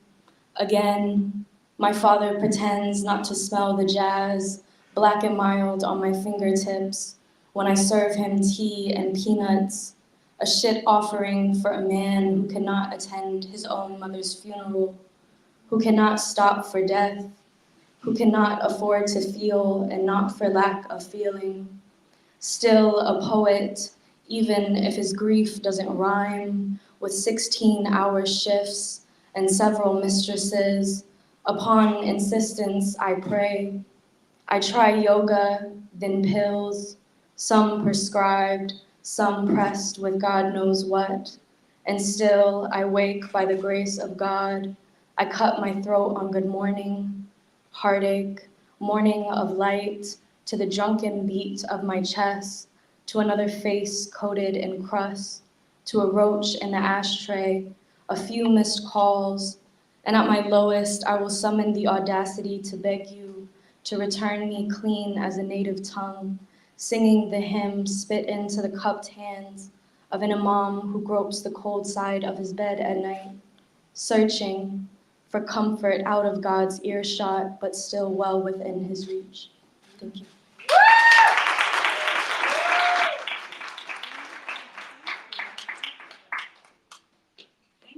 Thank you, Sahara. So you're half Mauritanian and your dad's from Mauritania and your mom's side? Irish American, Okay. not the cool kind of Irish. But what? Not the cool kind of Irish. Oh, okay. Another round of applause for Sahara. Thank you so much for sharing.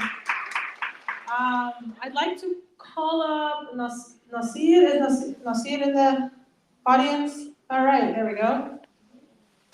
Welcome, welcome, welcome. Feel free to say something about yourself if, for a few seconds if you'd like. And yeah. Nasir's looking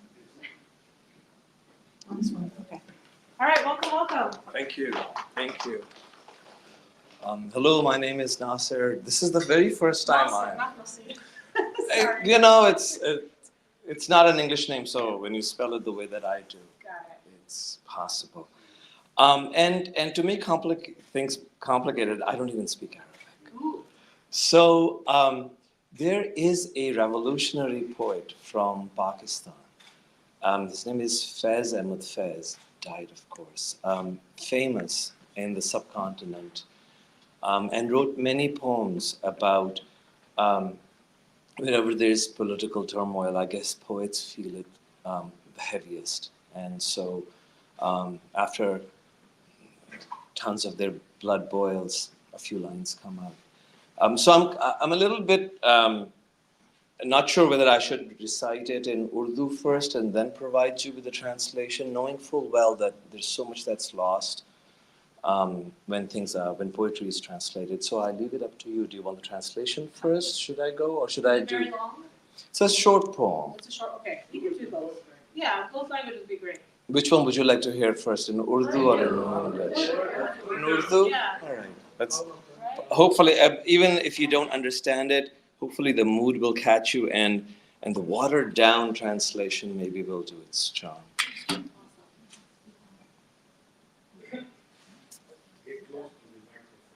Absolutely. The title of the poem is Aaj Bazaar Mein Papa Jawla Chalo, which means walk through the bazaar today with shackled feet.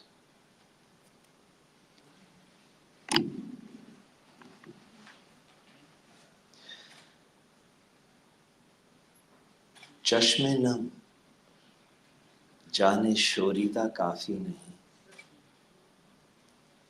चश्मे नम जाने शोरीदा काफी नहीं, तुहमते इश्क पोशीदा काफी नहीं, आज बाजार में पाबा जौला चलो, दस्त अफशां चलो, मस्तो रक्सां चलो, खाक बरसर चलो, खूं बदामा चलो, राह तकता है सब शहरे जाना चलो, आज बाजार में पाबा जौला चलो। और हाकिमे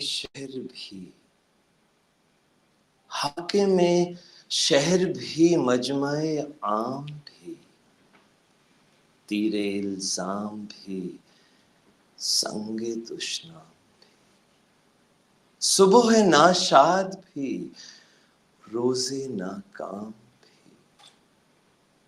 सुबह नाशाद भी, रोजे नाकाम भी, इनका दमसाज अपने सिवा कौन है, शहर जाना में अब बासिफा कौन है, दस्त कातिल के शाया रहा कौन है, रख्ते दिल बांध लो, दिल फिगारो चलो, फिर हमी कत्ल हुए यारो चलो, आज बाजार में पाबा जौला चलो, पाबा जौला चलो, आज बाजार में. And for the translation I offer you, walk through the bazaar today with shackled feet. Eyes wet with rage are not enough. Love concealed is not enough. Walk through the bazaar today with shackled feet. Walk with palms open before you walk, with your head caked in dust. Walk with sleeves seeped in blood, whirled in frenzied throes of ecstasy. Walk on. Walk through the city of lovers, where every road awakes. Walk past the gaping crowds, the ruler and the commoner, past the slings and arrows of slander, past the happy dawn and the oppressed day. In whom can they confide other than me?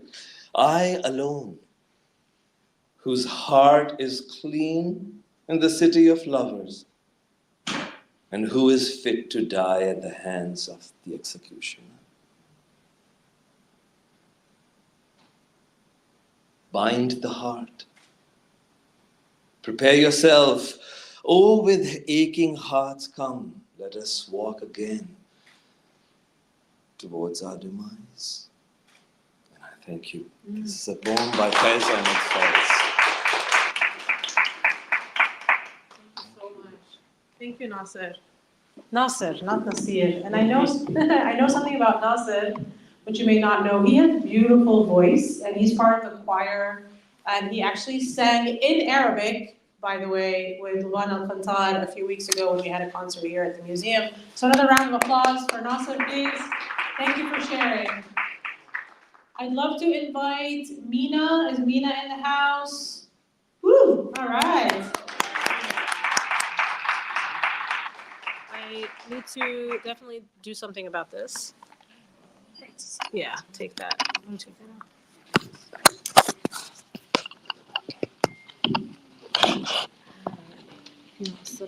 No, that's. That's fine. Is that okay? All right, look at you. Welcome. Just a moment. Here we go. So this is a short poem, a really short poem that I made about Palestine, and I really hope you all enjoy it. Okay. Scared to lose their homes, they trust that God will protect them. They make dua every minute, afraid to lose loved ones. They trust that God will protect them. Here in America, we remember them. We speak up and protest for them. We trust that God will protect them. Palestine, we hear your cries. We'll try our best to protect you. We trust that God will protect you. You don't deserve this suffering and pain. War is not fun and war is not a game. We trust that God will protect you. Palestine will be free.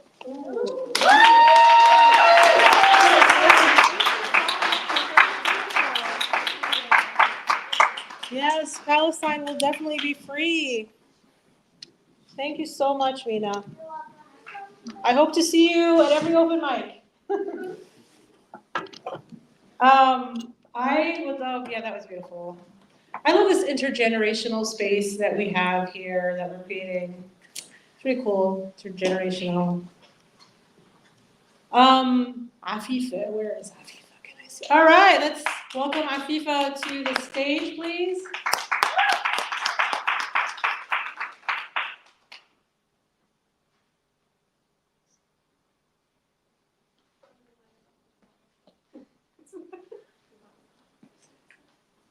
You're loud, you're loud. You're okay.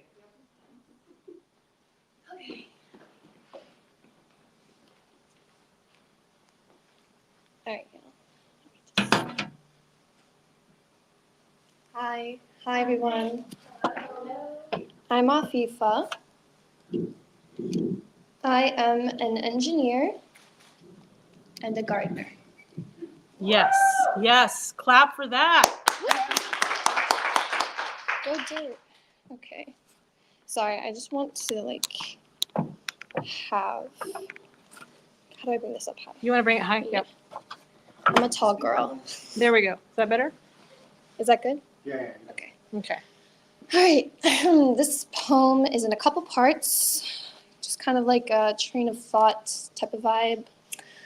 The title, as well as the first line, is the title as well as okay. Nobody could hear me. Okay, let me repeat that.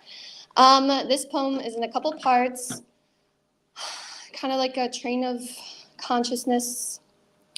The title is also the first line, and it's, if Allah takes and gives, what am I prepared to lose?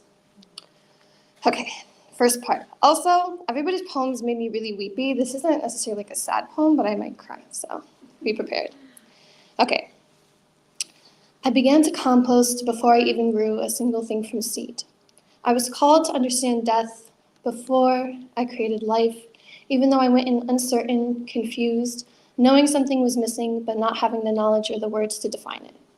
The first time I held a decomposing mango seed in my hand, I unearthed an underside of the diaspora. We are not only missing the sweet, tangy orange meat, we are not only slurping down the nectar that never quenches, nor are we only biting into the thin leather of a dried fruit. We are dying.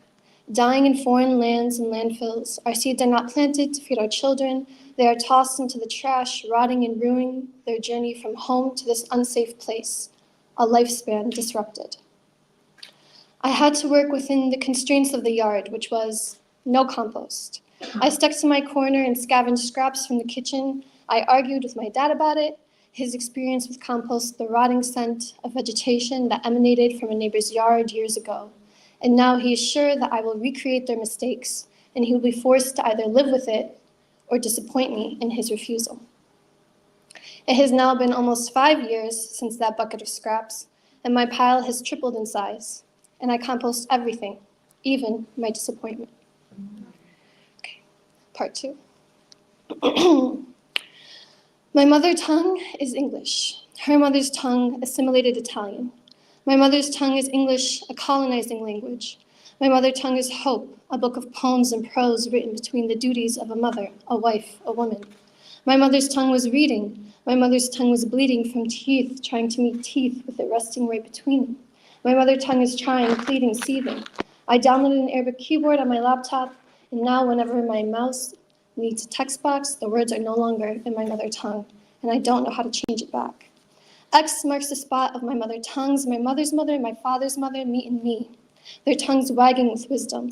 I know exactly where I come from, but in a very real sense, I don't. I know exactly where I come from because even though I never had a grandmother, not in the sense of a grandmother, I have two X's side by side inside every cell of my being. I'm them and they are me. I carry their pain in my hips and my toes. I carry the strain in my hair and my nose. I hold their fingers in mine whenever I clasp my hands. Just kidding, I have my grandfather's hands. My mother tongue in my father's hands, I cover my mouth to keep quiet. I smile with lips that aren't mine. Who are we but the sum of our parts? Who am I if I am the product of my parts? If A equals X times X, then who are the X's and why is A so tired all the time? What is a whole if not the sum of smaller bits? Why have I had an aching emptiness inside me for as long as I remember? Who am I missing?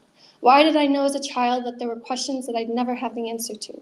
Small hands that were inherited pressed long fingers into my chest, an incompleteness, a hunger, lingering questions from generations past, haunting my genes, a switch, a light, a heat to embrace the planted seeds.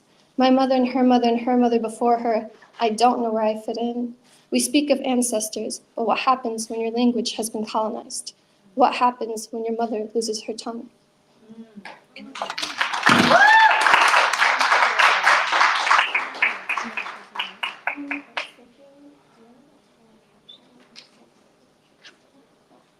you want to lecture people. Yes, I love it. Okay, let's do it. Okay. I go a little bit crazy in my captions for Instagram, so there's just one I wanted to read out. I don't know if this is the audience, but here we go. I want you to take what you're learning now, that all life is sacred, and apply it to your immediate vicinity. That includes those whose viewpoints you don't agree with, those who don't look or act like you, those who are disabled, those who are houseless. Apply it to the squirrels and the possums and rats you find distasteful to be around, to the bugs that make you scream, you, a person, 1,000,000 times their size, to the cats you ignore on the streets and the dogs you run away from, to the animals you visit caged in a zoo, and the ones you eat without knowledge of the life they lived before ending up on your plate. Please apply it to the land that you walk, drive, and fly over, to the water you drink and dismiss, to the air that you never notice until it's filled with death and disease, to the plants you step over and walk past, not even think about, life raced over from one moment to the next. Pay attention, pay attention, pay attention. The only thing I ask is that you pay attention. And that's all I need to say. A word to the wise is sufficient.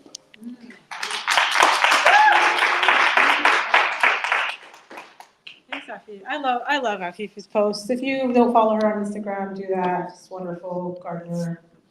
Oh, I learned a lot from your posts actually, so thank you.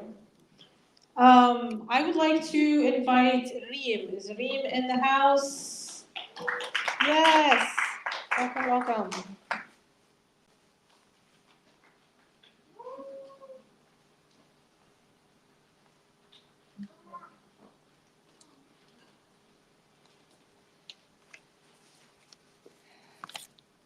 Good evening, everyone. Yeah, no, I got it. It's fine. You're good. Yeah, I'm a loud person.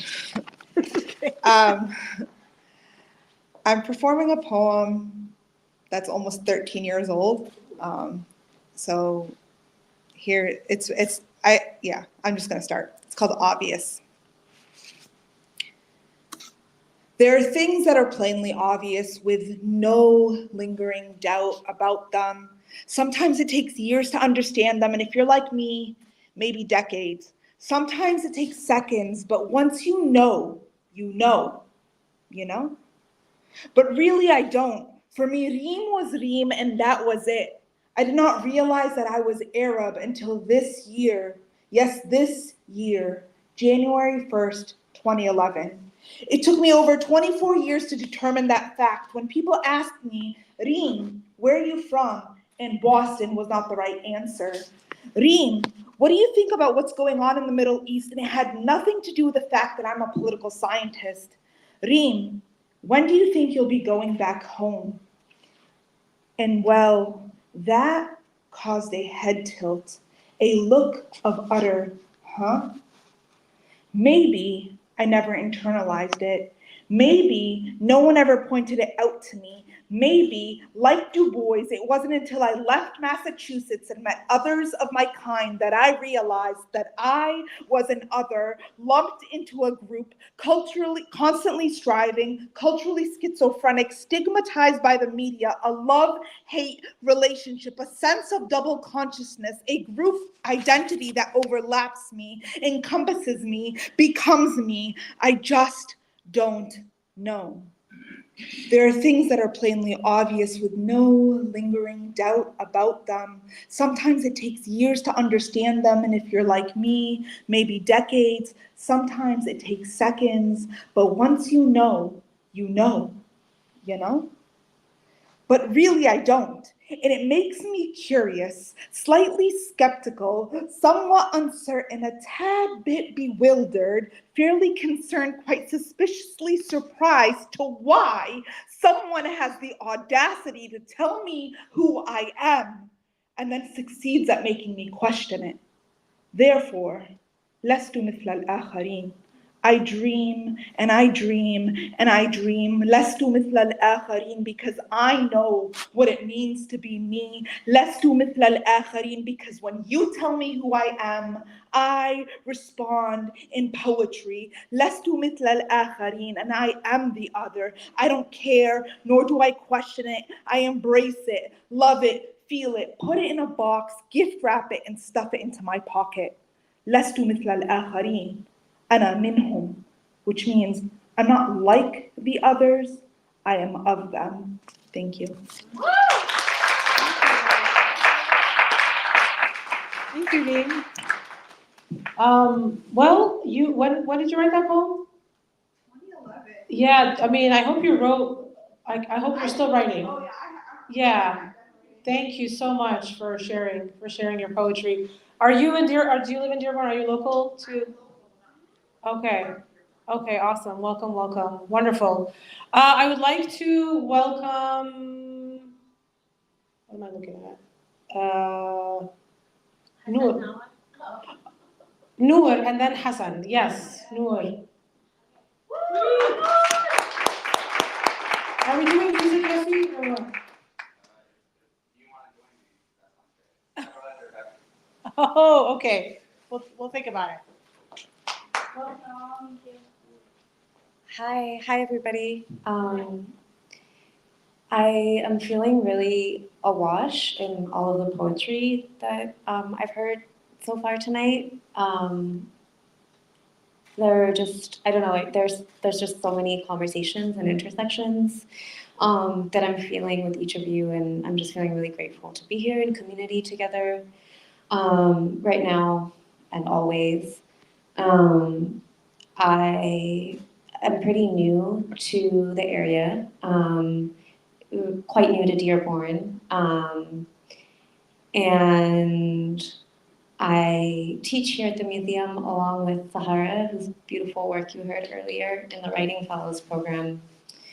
And while I have a kind of new poem that I could read and that I think it would really be a treat to read, like in this like intergenerational community open mic space, I wrote myself some notes. I feel really nervous, but I kind of just want to use the open mic in a spirit of kind of just sharing some thoughts about something that I'm thinking about that's a little bit more like off the cuff.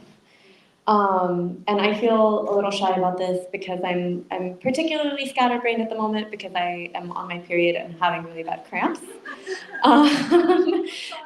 No, yeah, thank you. Yeah, take a bath.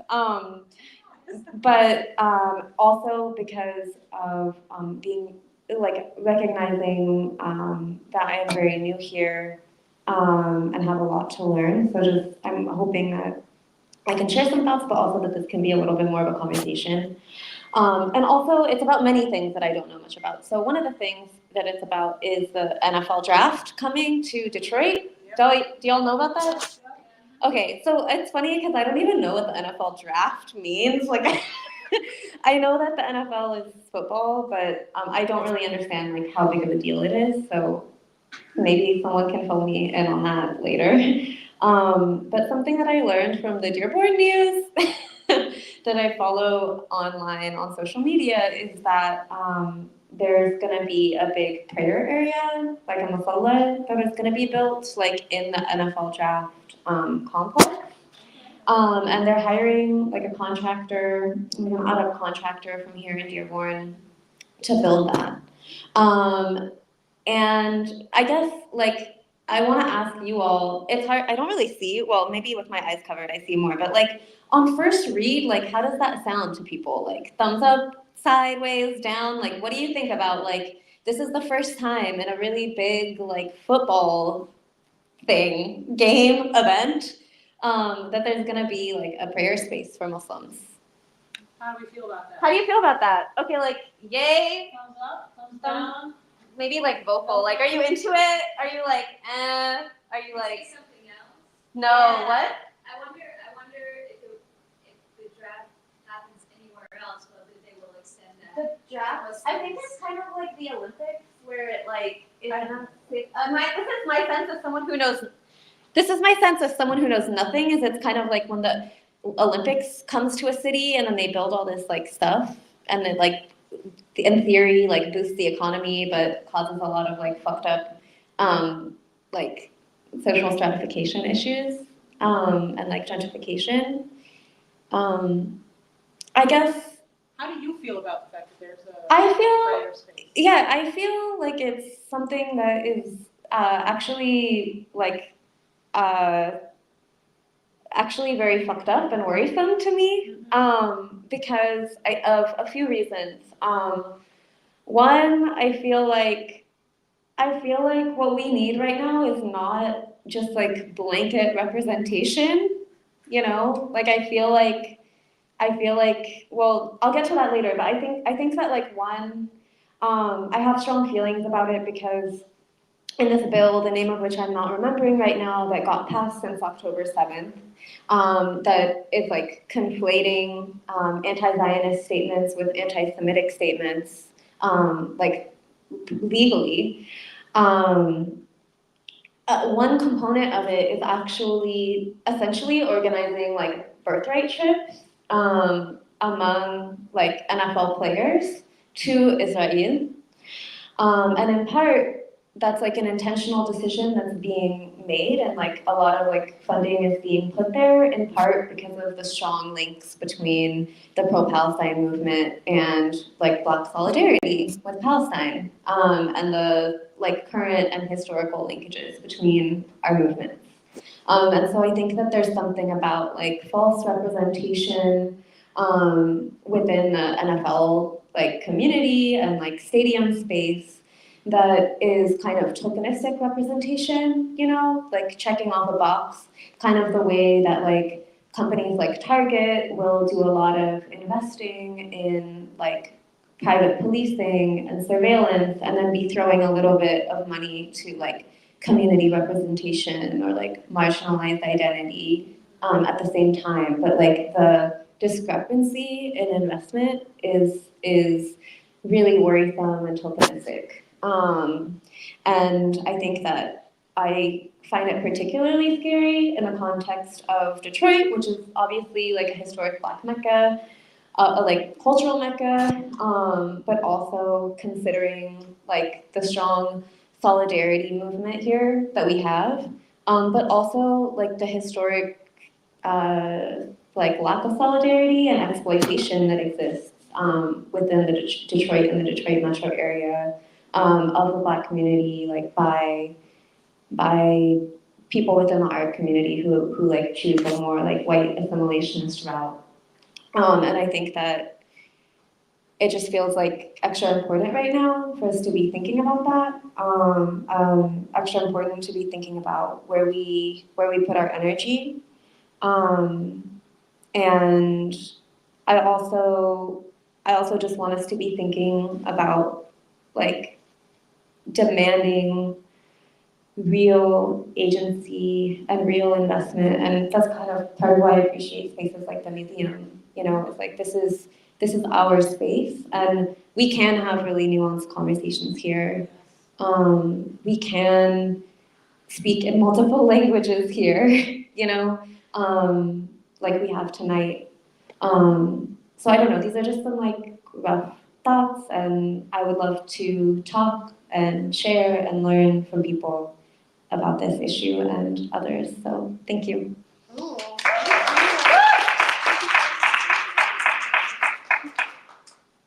Oh, thank you, thank you, thank you. A round of applause for the museum, you guys. But more importantly for Noor, thank you so much for sharing that. You kept like holding your phone and I was like, she's about to read something and I'm like, is she? And then, yeah, you said what you needed to say and that was wonderful, really deep. And I totally agree with what you were saying, and it's really unfortunate that we always kind of distract the audience with like conversations about like religion and like tokenism and fake representation, and it's like, yeah, we tick the box, you just have your little place where you can pray, and it always keeps going back to religion, and the conversation is not about religion. The conversation is not about Judaism versus like Palestinians or whatever it is that people keep going back to or justifying in the name of religion, or Islam or Christianity. And so I wish we wouldn't like go there every time and have that conversation, because once you start justifying that you have your Christian space or your Muslim space, so we will have our Jewish space, which will justify all these awful things, then you know you never get where we need to go. So anyway, it's a big conversation, and thank you for bringing that up. So I would like to invite Hassan, please, to the stage. So round of applause, please.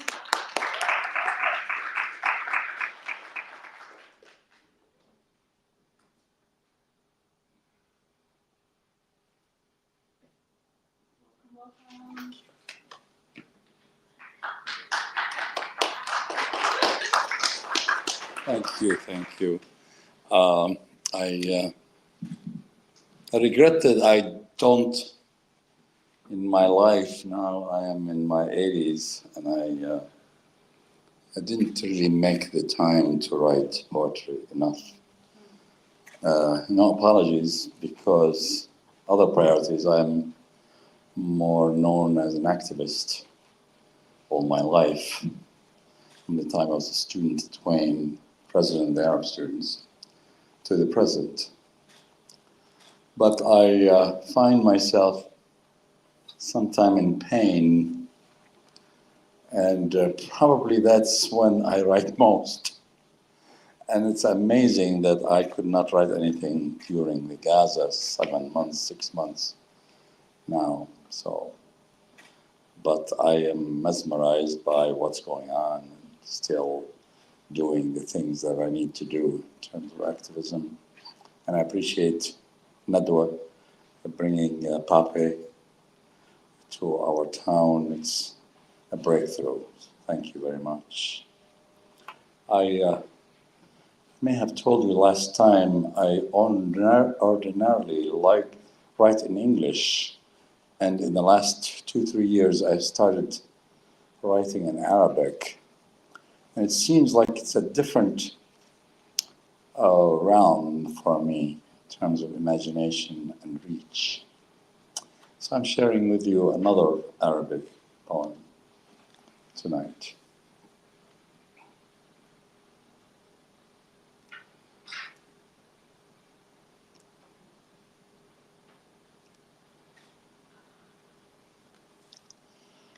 Untitled.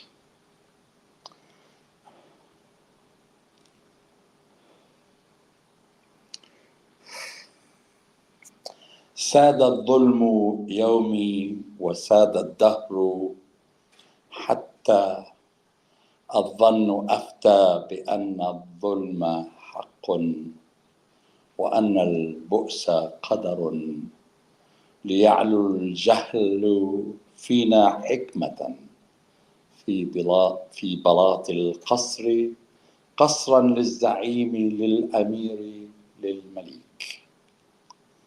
صبرا وحرصا للحفاظ على التراث، عادت حكمة العراف كفرا وإرهابا.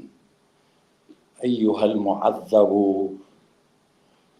المعذب المنفي، حين يرموك بكيف حالك، من صغى منهم في جوابك؟ لا أحد مفتقد منهم لحالك. خاذلون أيما كنت، لا موتا يرون في ماضيك، لا نزيف بالحاضر. فمن أنت لهم؟ لا شيء ترجو، ما عاد لك غيرك، ما أحد.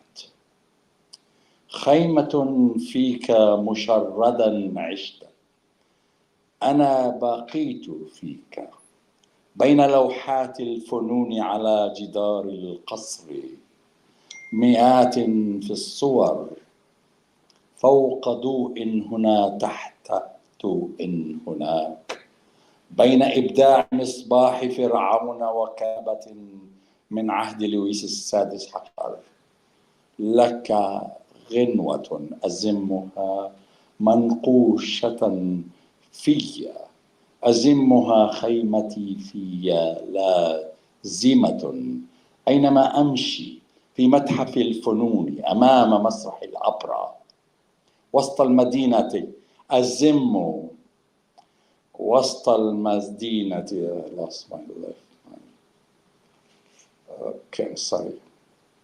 أزمها خيمتي في لازمة. أينما أمشي في متحف الفنون أمام مسرح الأوبرا وسط المدينة، أزم الخيمة عينها دوما، أزمها على برادواي بمدينة البرجين، أزم عين العبء في الأعراس، أرقص مرغما لقريب أو خطيب، أزم ذات الخيمة في عزاء زوج أو حبيب.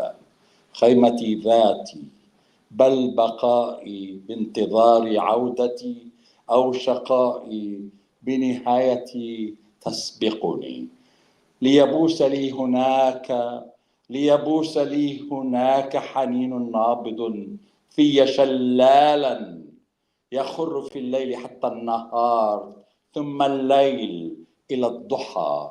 حنين ليبوس أحوم جناب القدس به قبابا، لا آبها من غيابي، بل حاضر خلف المحيط. أحلق فوق ماضي بحاضر المقصر، مذ فطامي بين ذاتي وبين أمي في انتظاري. لصوص جردوا أهلي وراء النوافذ من بيوت في انتظاري، جردوهم من كروم، من غناء، من طقوس، من عيون، من هناء. ضمير الكون أينك غائب في قعر الرجاء، في أذان الفجر يحلو لم يزل حتى الضحى، حتى ما يخبو في غيابك. كم قضى حول كل عرق في غصن، قطعوه مقطوفا لغيري، بالظلم مغتصبا لله مستحق.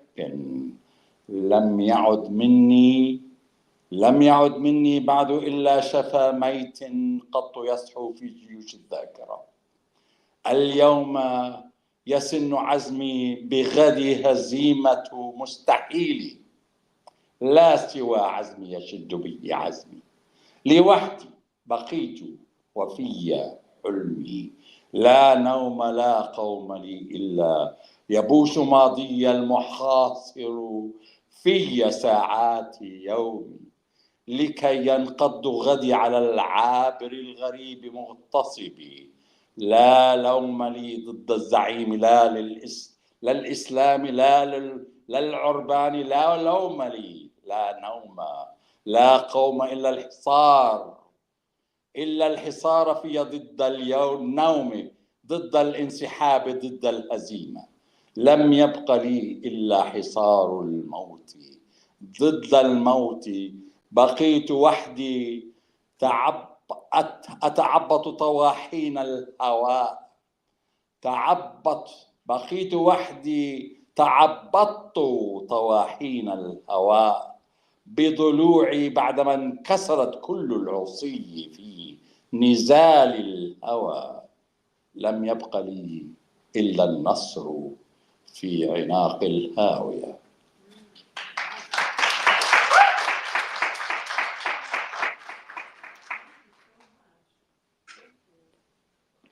Thank you for sharing your Arabic poetry. That was very powerful. Thanks a lot. Another round of applause.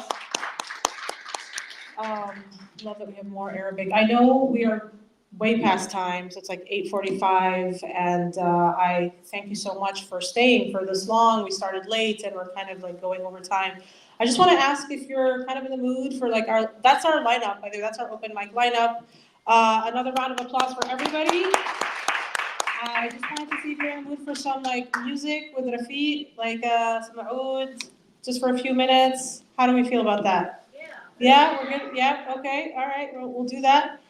I think we have, while Rafiq is setting up, I think we have Layla who wants to maybe share something with us real quick. You have been amazing, all of you. Thank you. Yeah, I mean, I'm sorry, I have a captive audience, and and there was a few people who were saying they were from Wayne State, and so I thought it would be a good opportunity to say that the Board of Governors on Friday are considering the divestment that the Student Senate had passed back in November. So several people including myself, are attending the Board of Governors meeting on Friday starting at 3 p.m. in the Applebaum, the pharmacy school on Mack Avenue.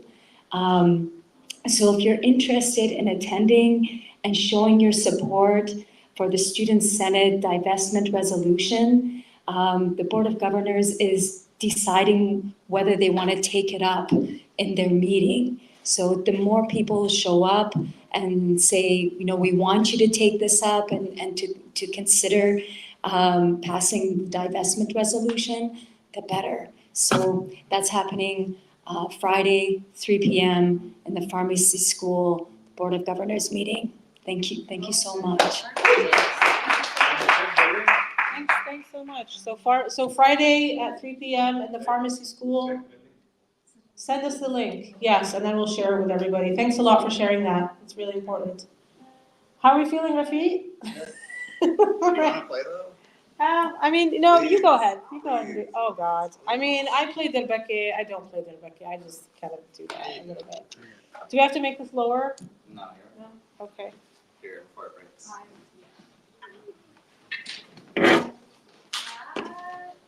Okay. Is that chair okay, or need like? No, you can sit. You want to sit? For me? For you?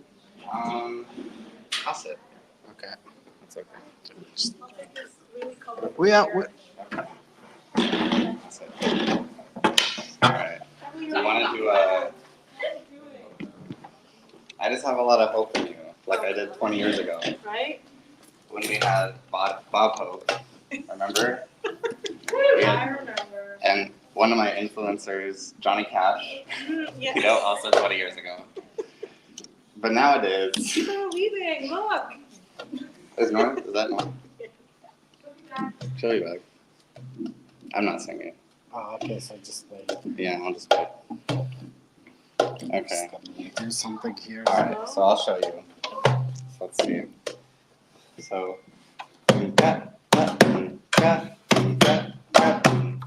we keep that consistency?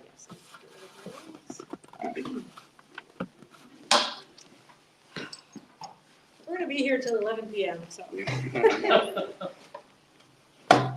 This is a 4-hour summit, so yeah, just do that. That's it. That's it. And then you could add some flavor if you want. Okay. Perfect. Just do that.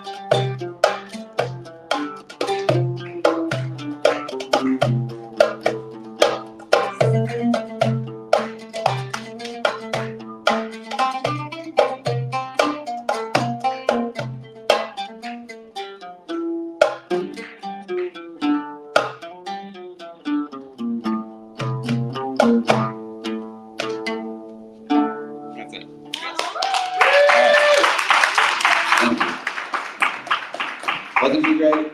Wasn't he great?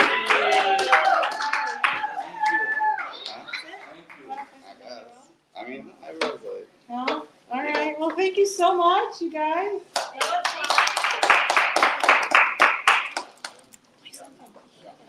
Yeah. I say Rafi's gonna play something on his own while we just kind of gather. So yeah, please go ahead. No problem.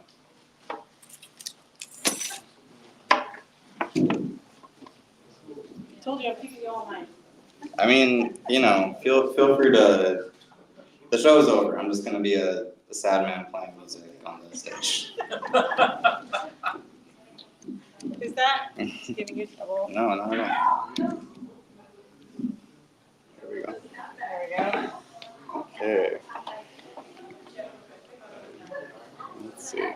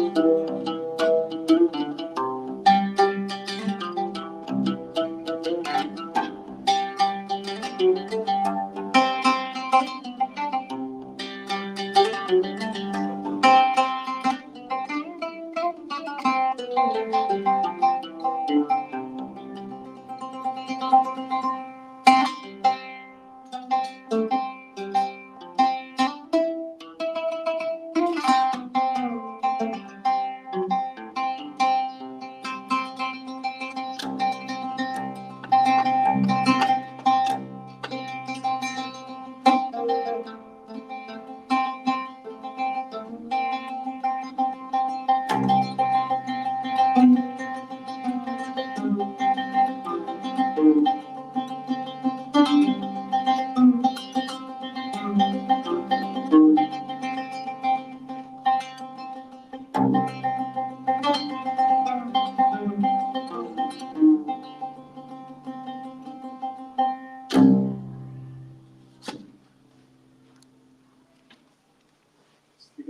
I want to stop that.